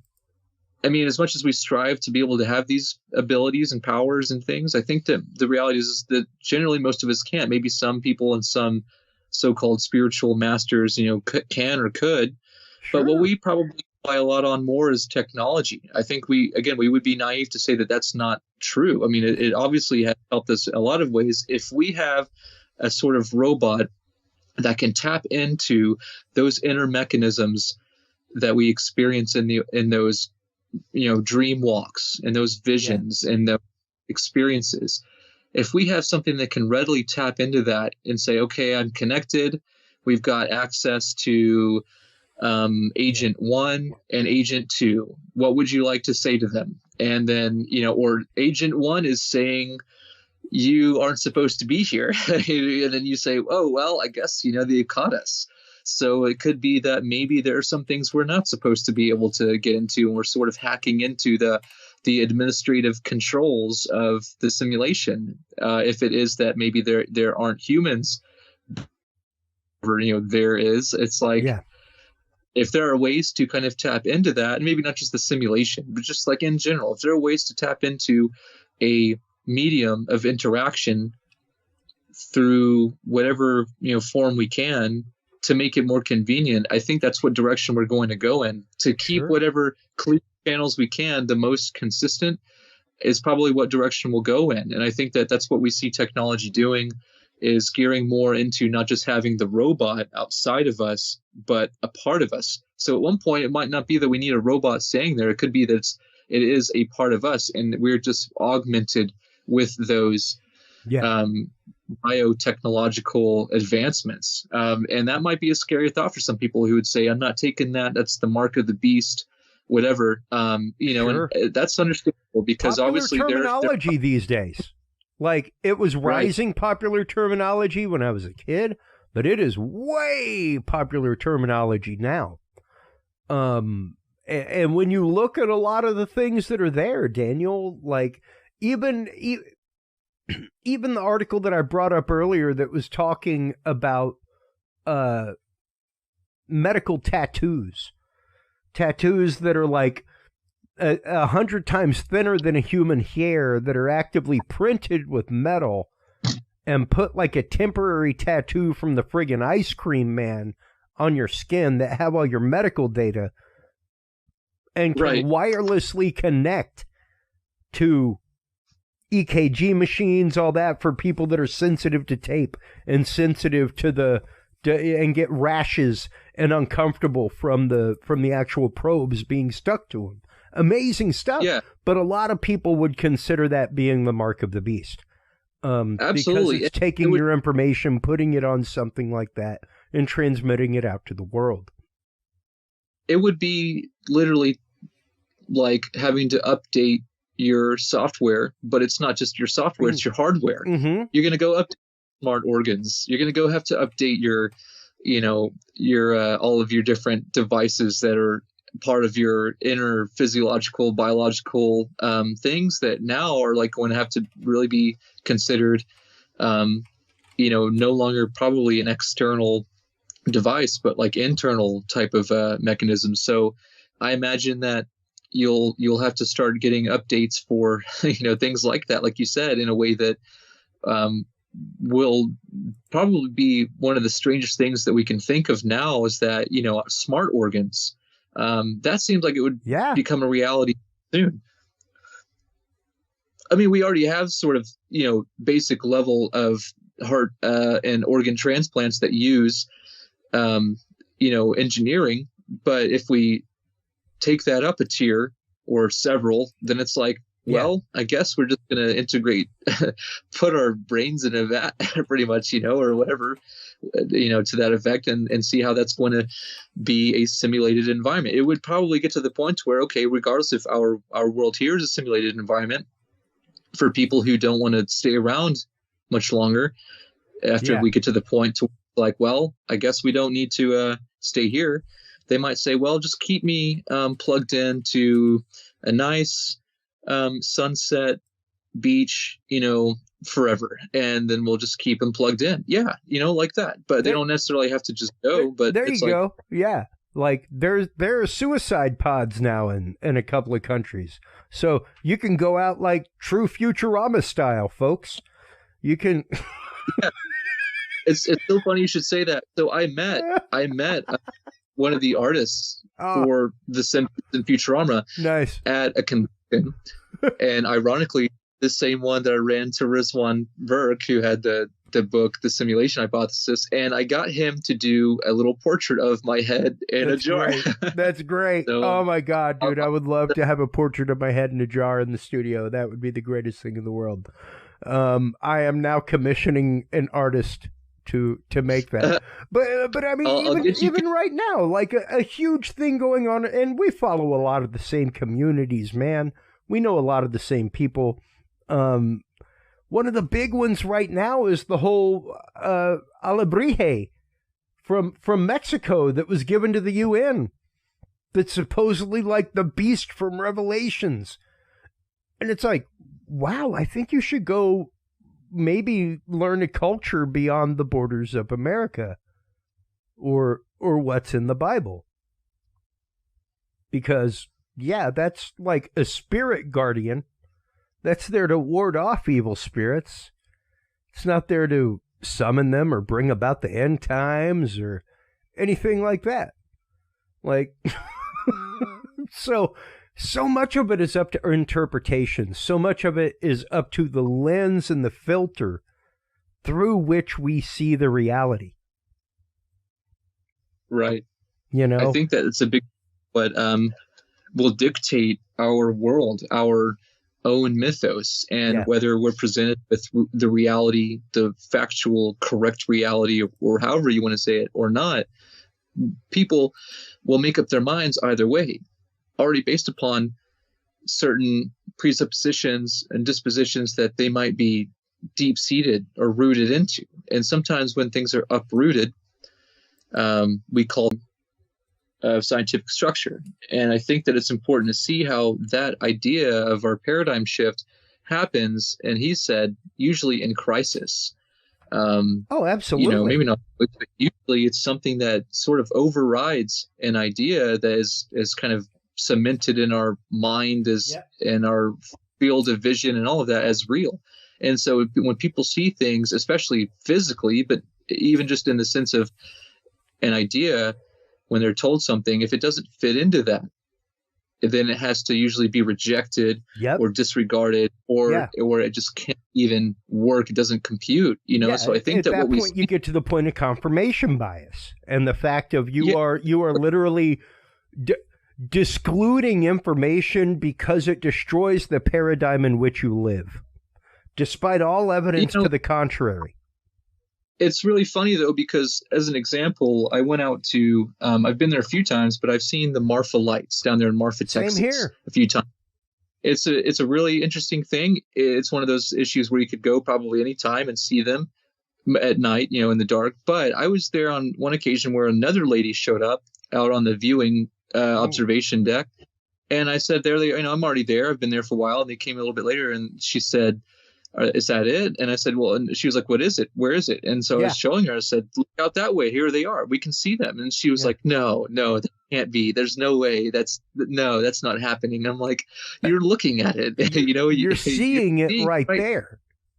Yeah. You could say, and I don't care. You could say it's cars.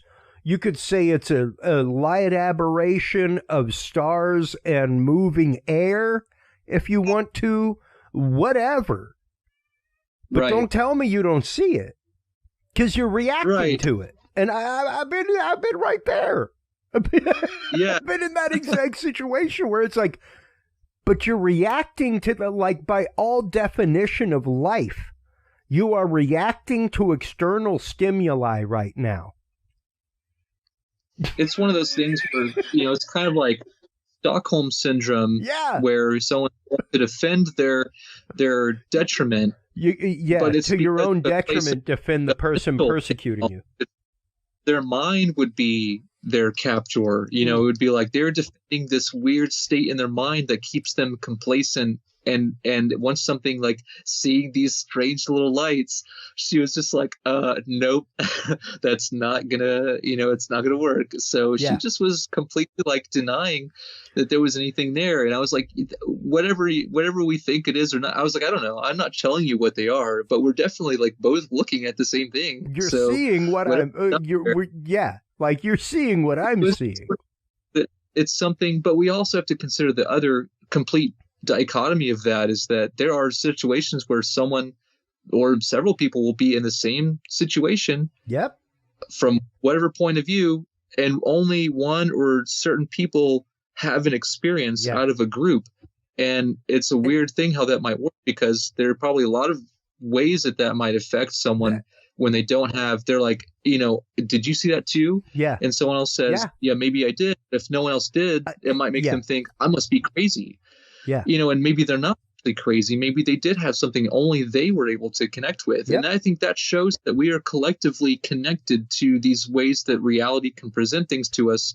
Hey, man. That really is indicative of higher levels, just a different, a more transcendental or meta level of existence that has information, that has laws of information. The physics of information is different than maybe what we think the law of physics here. And you're a musician. You know what it is to listen to a mix in a pair of headphones and to listen to a mix through a pair of monitors at the proper distance, where you start hearing depth. And you start hearing things that are psychoacoustically there. Some people hear that. Not everybody does. But and even here recently, my 4.5-year-old has been telling us about the screams at night. Not even not even joking, dude. Not even joking. I think that like, the screams again. They woke me up. And it's like, yo, what about the screams, kid? Tell me about the screams. Are the screams telling you things? Can you, what do they sound like? Like, just things on a vibration? I hear things all the time from the neighbors 3 houses down and across the street that my wife cannot hear. Because my job for the last 3/4 of my life has been to hear things that normal people cannot hear. I'm an audio engineer. That's what I did. Yeah. So my ears are tuned to that. Right. I think it's a really important thing to see that our senses are based upon, that all of that sensory input, whether it's audible, visual, sensual, being able to understand what tactile environments are outside of our being able to see them. And I think that's why we see people who are blind, who can't see, have heightened senses outside of their optical senses, their vision, obviously, because if they can't use that, they have to rely on other things. So, as descriptive as it can be, we can understand quite a bit. We can have an extreme range of all of those things. And outside of that, we know that there are scales of existence that we can't normally connect to. Maybe in certain ways we can, but what's interesting is it's apparent to us through the use of like a dog whistle. We know that those vibrations are there. We can't interpret them audibly. We can sense them perhaps in different ways, but those ways that we do sense our reality are all based on some kind of physiological connection outside of our maybe our electromagnetism, which is kind of like not really a big thing that we talk about, or we make a like the focus of our connection with people. We talk about sight, smell, sound, hearing, all of those things. Like those are the main ones, but we don't think about what are we feeling, what are we connecting with. We just say it's energy, and it's kind of a poor term to use because it's nondescript. It doesn't help us think, what are the ways we can measure this? And I think there are some things that show, okay, we are connected to an energy that's, beyond just and a spiritual quantifiably idea. Beyond. It's real. We're connecting with something that does, like you said, have quantifiable measurements. And that can, I think, give us some insight as to what are we connected to here? Is this like an energy system? Are we part of an operation that, allows us to connect beyond physical? And you look at all the other animals, most of them do. Yeah. Insects, they connect telepathically, in accordance with what we think. Yeah. And it's a horrible analogy, but for any of you out there that have been a hunter in your life and have taken large game, specifically large game through a scope, where literally there's a moment in most shots like that where the animal looks down the barrel and there's this connection of, I've been caught. Like there's this jolt that runs through you of, I've been seen. And shortly after that, typically either follows buck fever or the gunshot, depending on how well trained you are. But there is that moment of connection that sometimes happens where even via that huge, long distance, like it could be the distance of a football field, that animal knows it's being watched. And suddenly you, the observer, know that you've been seen.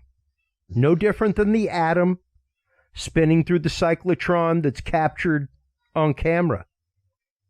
The atom knows it's being watched, and the cyclotron knows it's been seen. And it's this weird entropy. And the only way I can akin it is like musicians on a stage, where there is that connection via distance, where you just know that the change is coming. And it's weird. I mean, it's a pretty hippie concept. No offense, folks.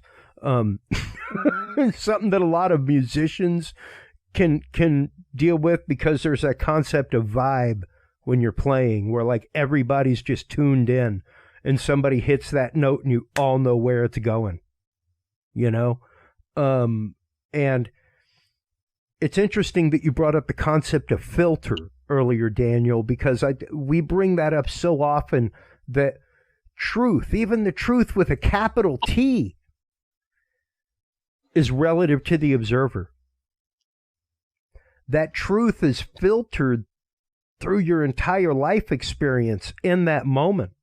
The way you experience that moment is filtered through your entire life experience. Go ask anybody present at the Travis Walton experience. There were people who had crazed, wild experiences going on, and there were people who were just like, there was some crazy stuff going on, man, and I don't know what it was, but it was crazy. They all had an experience, but it affected them all in different ways, because they're all individual people. No different than children of abuse within the same home having a different collective experience or anything like that. It's the filter through which we put the reality. And we have to remember sometimes that filter is there. And it's, got its advantages, but it's also got its limitations. And I think it's important that we recognize that we sense everything. That, like you said, we filter it, and it's important that we understand that maybe there are, it's not even a maybe. We know other life here, even here that we're a part of, can sense parts of reality differently than we do.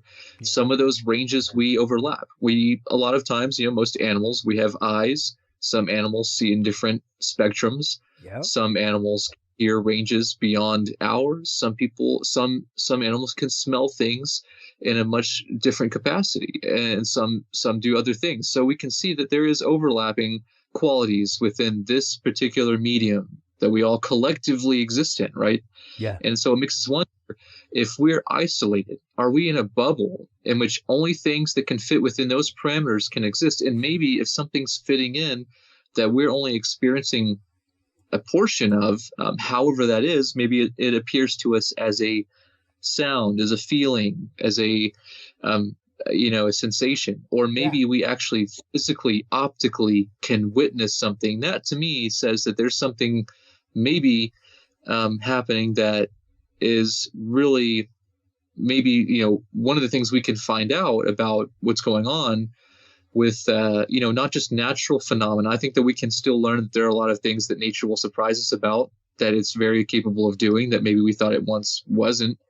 But at the same time, I think there could be strong indication that we are not alone in the sense of intelligence and intelligent entities or beings, whether they're strictly physical or semi-physical or can materialize at will. I mean, I would imagine if in either case, if there's an advanced entity, not just singular, but just, a collective group, a civilization that had the ability to understand its own existence, its own environment after 1 million years, 1 billion years, then it probably figured out at some point how to manipulate those things in such a way that it might appear as if it could access things as if it were a simulation. It's learned how to manipulate reality just as we do, but to such an advanced degree that to us it might appear paranormal, or might appear supernatural. It might appear as if some kind of spiritual experience. As Arthur C. Clarke or any of the fathers in science fiction would say, magic is just science unknown. That's all it is. It's science from the future that other people don't understand. And we are faced with that on a daily basis. Like, good Lord, you're right at the same age I am, man. We can go out and buy a CRISPR generator and literally in our home studio, while we're exporting a project in audio or video, be editing genes at home and producing them on a desktop.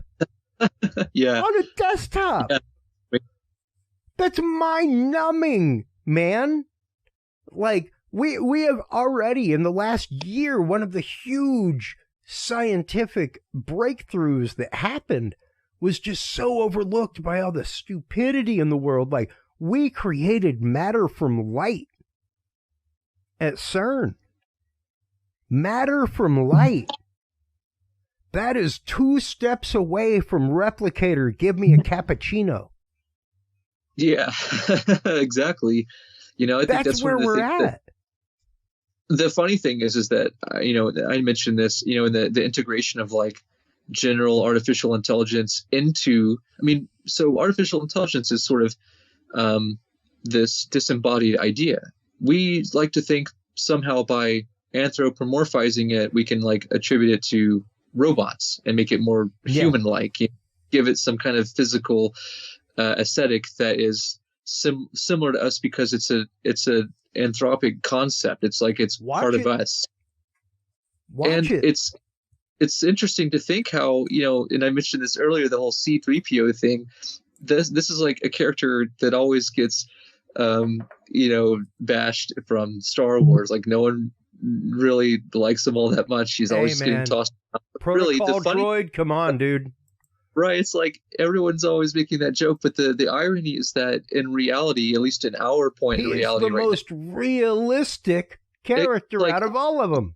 Yeah, and not only that, probably the most valuable. We probably need that one more than any of them, right? I mean, doing all the things that it could potentially do for us, in communicating and number crunching, all of that. I mean, all of the things that it can do. There are already ways that it's shown that AI has like made some incredible advancements in challenging mathematics and in physics. That's just like, oh, you guys, you've been working on this for a while. Well, here you go. Let me work on this while all 28 of you are asleep.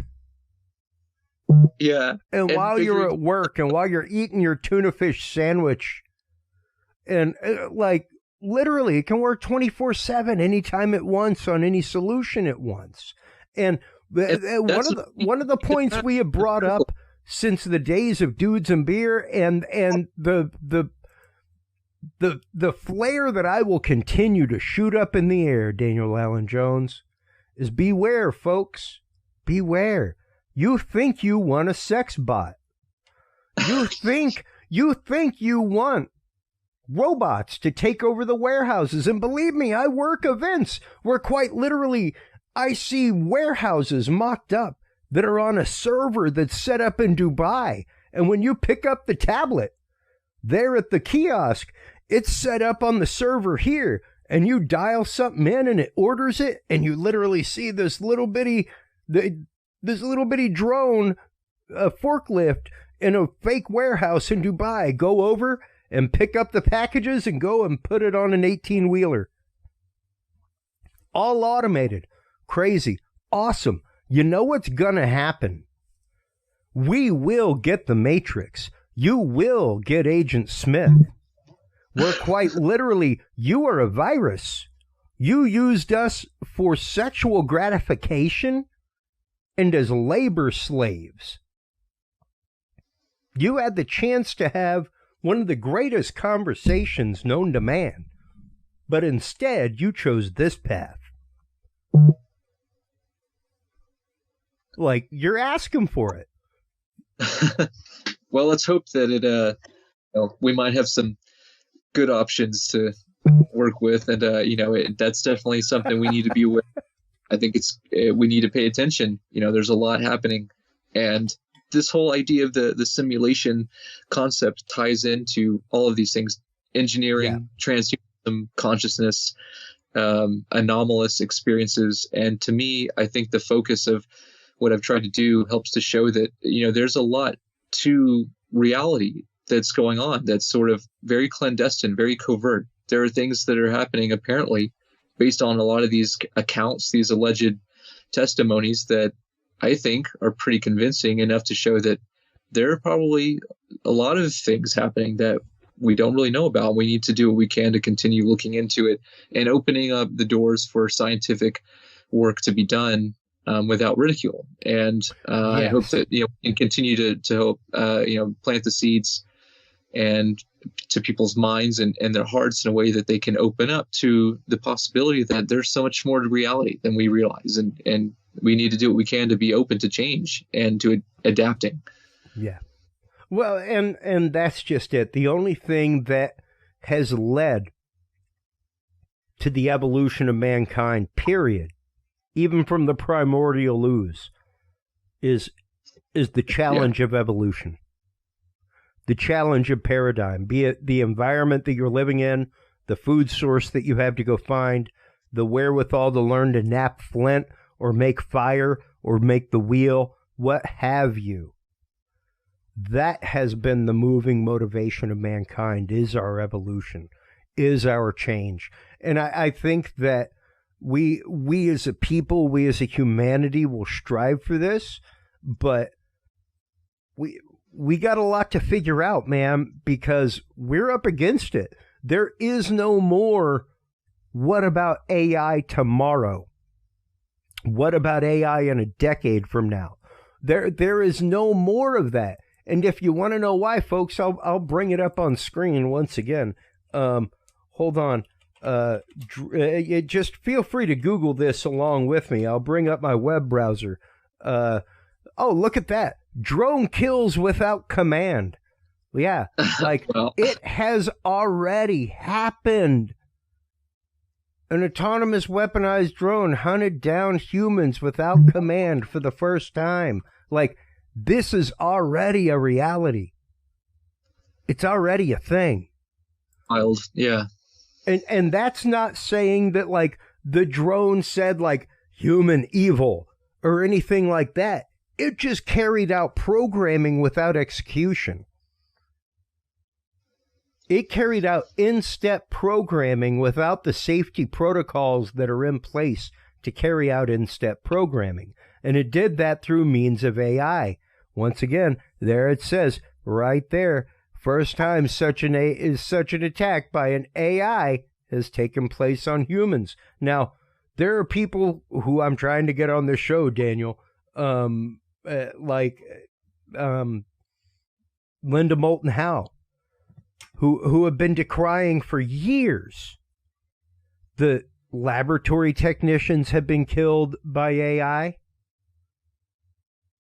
All kinds of stuff, that there have been all kinds of robotic attacks against humans from semi-sentient and all kinds of technologies. So it's not that it's anything new. It's just, once again, is it covered? Is it talked about? Are you watching the news enough that it pops up in your feed? You know? Because if it's not carried by the 5 major networks on the nightly news, do you see it? And as someone who worked in mainstream media, I'm here to tell you, yeah, that's part of the plan.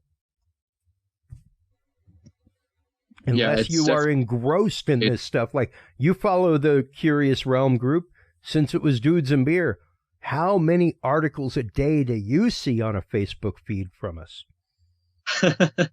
Yeah, I mean, it's a great resource for sure. You do awesome work and keeping us all up to date. You know, I think it's an important part of where we can get our information. Because if you don't understand that it's a barrage of information intended to either wear you down in one direction or disseminate information in another direction to you, I think you need to read more articles there and start seeing more, because there's a lot I think that we need to look out for that's going on right now and coming up here very soon. So it's something that I think people would do good by, to know that they're getting some alternative information, stuff that might not be on the mainstream, when they can go and check out the Curious Realm pages and get anything that they can see there, in a way that they know that they're just able to learn about some of these things in a way that maybe they wouldn't have unless they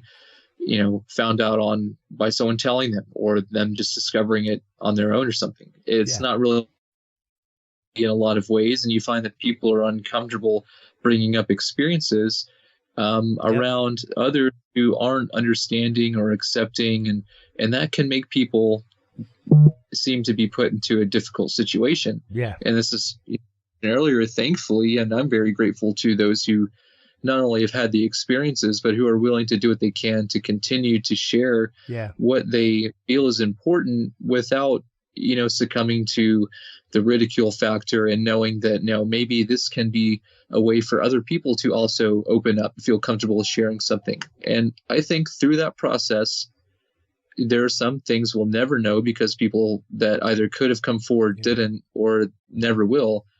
But aside from that, with what we do have to work with, it's very compelling that there's a lot happening. And I think that AI is going to be something to really make sure we pay attention to, as you said, not just in the next, in 10 years, but as this is happening now, we will continue seeing things that will be very eye-opening. And I think in many ways, in good ways and bad ways.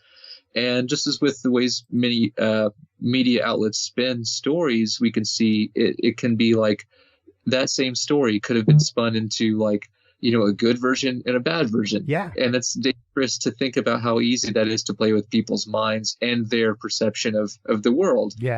And how that can pit people against each other. So I think we need to be diligent and safeguarded in our mind to use discernment, and not just be so susceptible as to just say, oh, well, I guess this is what it is. And, just make sure to do what we can to really challenge our own thoughts and say, okay, what else about this? Is there something that says otherwise? Is there truth? Is there this has been debunked? See if there's something that is also talking about something or describing something, maybe from a different perspective, just to see that there is other information. And I think that what I've found in connecting with a lot of these people is that there are many points of view within the same area. And it shows that this community, these many communities that overlap in some way, I think are doing what we can to kind of make sense of these strange and challenging things, these unexplained mysteries, and hopefully spread the awareness enough to kind of raise the baseline of consciousness in the general public to a new standard of understanding and awareness to where it's not really just, relegated to science fiction or just spiritual nonsense or something where it's just not tangible. But we can measure things. We can say it's okay to look into it because we've established a basis for acknowledging it publicly in an official capacity. And as reluctant as I am to say, that it's going to be up to the authority, which again, government, to me, I think plays a big part. The media machine kind of wraps all of these things together, but government, academics, the religious institutions, and the scientific institutions, and then all of that wrapped in the media machine of what we get in all of the broadcasting and all of that, I think will help to set a new standard. And the way that story will be spun is going to be an important one. Again, that's the issue we've been describing, and I think it's one again that comes to a cultural issue, and that's why I look at all of as a study of anthropology. That's what is interesting to me, and I like to be able to see it through that work. That's I think where you and I come together so well, Daniel, is that concept of cultural anthropology, understanding it from the human perspective, and how humans in different places are seeing it, but not only that, the phenomenology behind things. And I'd like to wrap things up with a little bit from Nick Bostrom himself from Are You Living in a Computer Simulation? This is from the first few sentences of the preliminaries. Substrate independence is a common assumption in the philosophy of mind. The idea is that mental states can supervene any of a broad class of physical substrates, provided a system implements the right sort of computational structures and processes. It can be associated with consciousness experiences. It is not an essential property of consciousness that is implemented on carbon-based biological neural networks inside a cranium.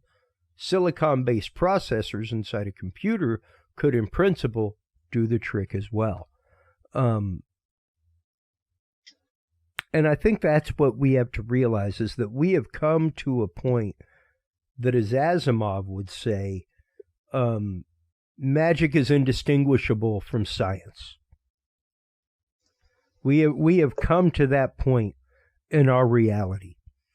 Within our lifetimes, Daniel, because you're right at the same age as me. And to think about that is phenomenal. To think about that is mind-boggling and mind-numbing. And I can't even imagine it for somebody of an older generation. I cannot imagine it from somebody of my great-grandmother's generation, who I remember distinctly saying, we did not land on the moon. Oh, interesting. That is impossible. What kind of crazy talk are you talking about? Hollywood can do that. We can't. That was my great-grandmother, man. That was like way before there was any like ongoing conspiracy. That was just an old Cajun broad talking about her common sense because she was a friggin' sharecropper in the 1920s, you know? Nah, you're crazy. That's like radio shows.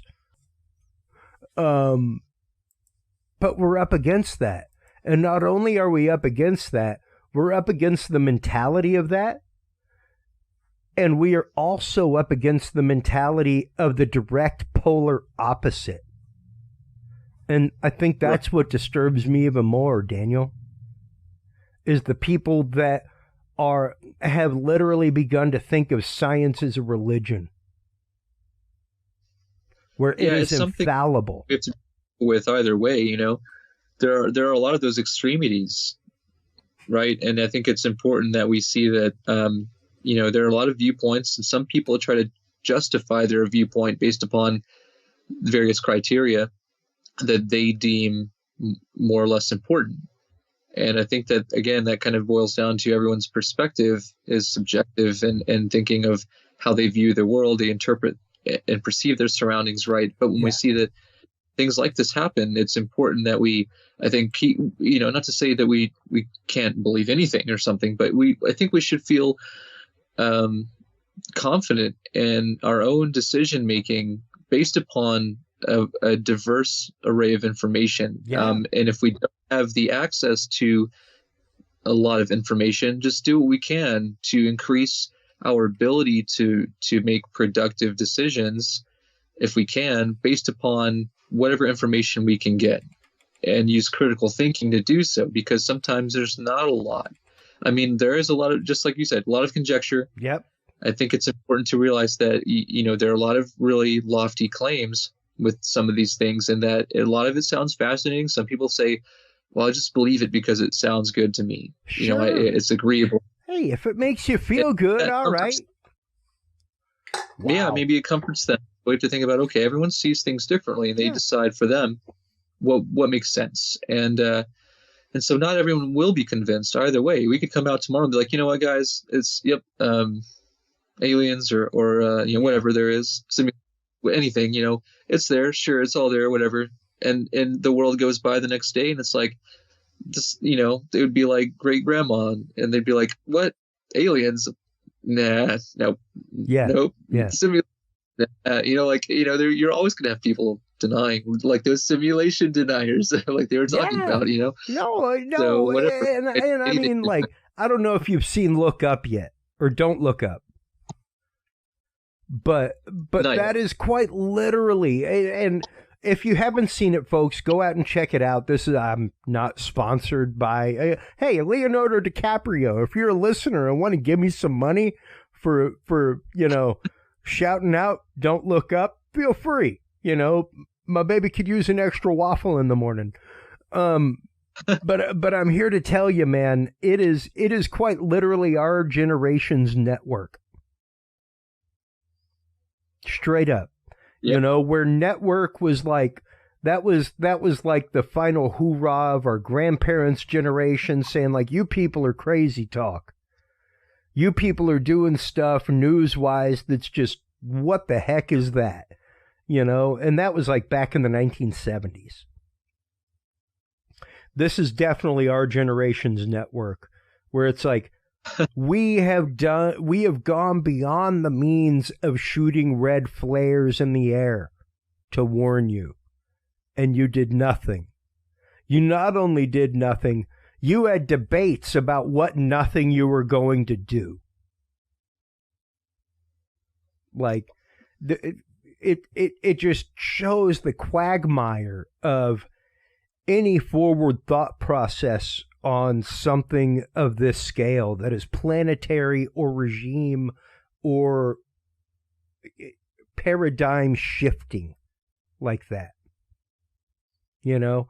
And I think that it's very interesting, just to full circle this conversation, I think it's very interesting that movie comes out on the heels of this announcement. That movie is released right at the same time that the announcement of NASA hiring 24 theologians is released. It's curious. Like that's right. And just saying it right now, that's the first time that it ever dawned on me, Daniel. But thinking about it that way, it's like, oh wow, yeah, like go watch it tonight. I guarantee you will not be disappointed. It's a great movie, folks. It really is. I think a great tell-all. I'm in cinema, like in media and cinema with the re-release of the Matrix franchise, and then Marvel movies are getting into the multiverse, you know, and then we have this movie describing about where we're headed in society, and then all of it's an interesting time, and I'm glad that we can be here to really openly discuss these things here now and 22. This is crazy, it's already here. Yeah, it's absolutely phenomenal. Daniel, thank you so much. Let everybody know where they can go to subscribe to the Vortex, where they can go to catch the latest blogs as they come out, where they can go to catch up with any rig, because you've been out at quite a few events recently. I'm hoping to catch up with you at a couple. Hold the line whenever we're done here in a minute, and we'll talk about some of that. But tell everybody where they can go to find the work of the Vortex, where they can go to become a member, to follow, subscribe, everything else. Yeah, thanks, Christopher. So I think that the best way to get there is basically just on YouTube. You can find it. It's the Vortex, and the URL is just youtube.com/the Vortex, and then the number 1. And all of the stuff that I have on there consists of interviews and on-location segments, as well as presentations from a lot of those events that I've been able to go to and be involved with to make productions of.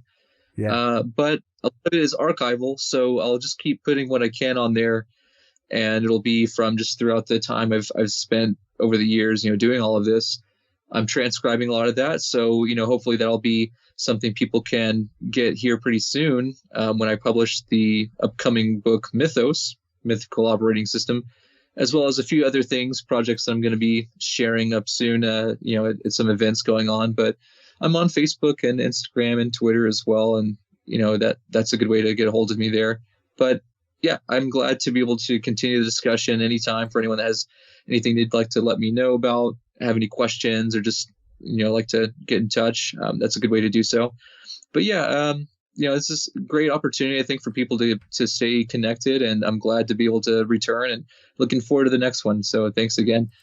Hey, anytime, man. Like I told you privately, I would love to have you on again and again and again. I love the concept of correspondence and people like you that we can just have these conversations regularly with, because I mean, there's always topical guests and stuff like that, but there are so many topics that we have to explore, man, that we have to be willing to question our own thought process, question our own just way we even think things out most of the time. And is that right? So to be able to sit back and talk about these things with you, I love it.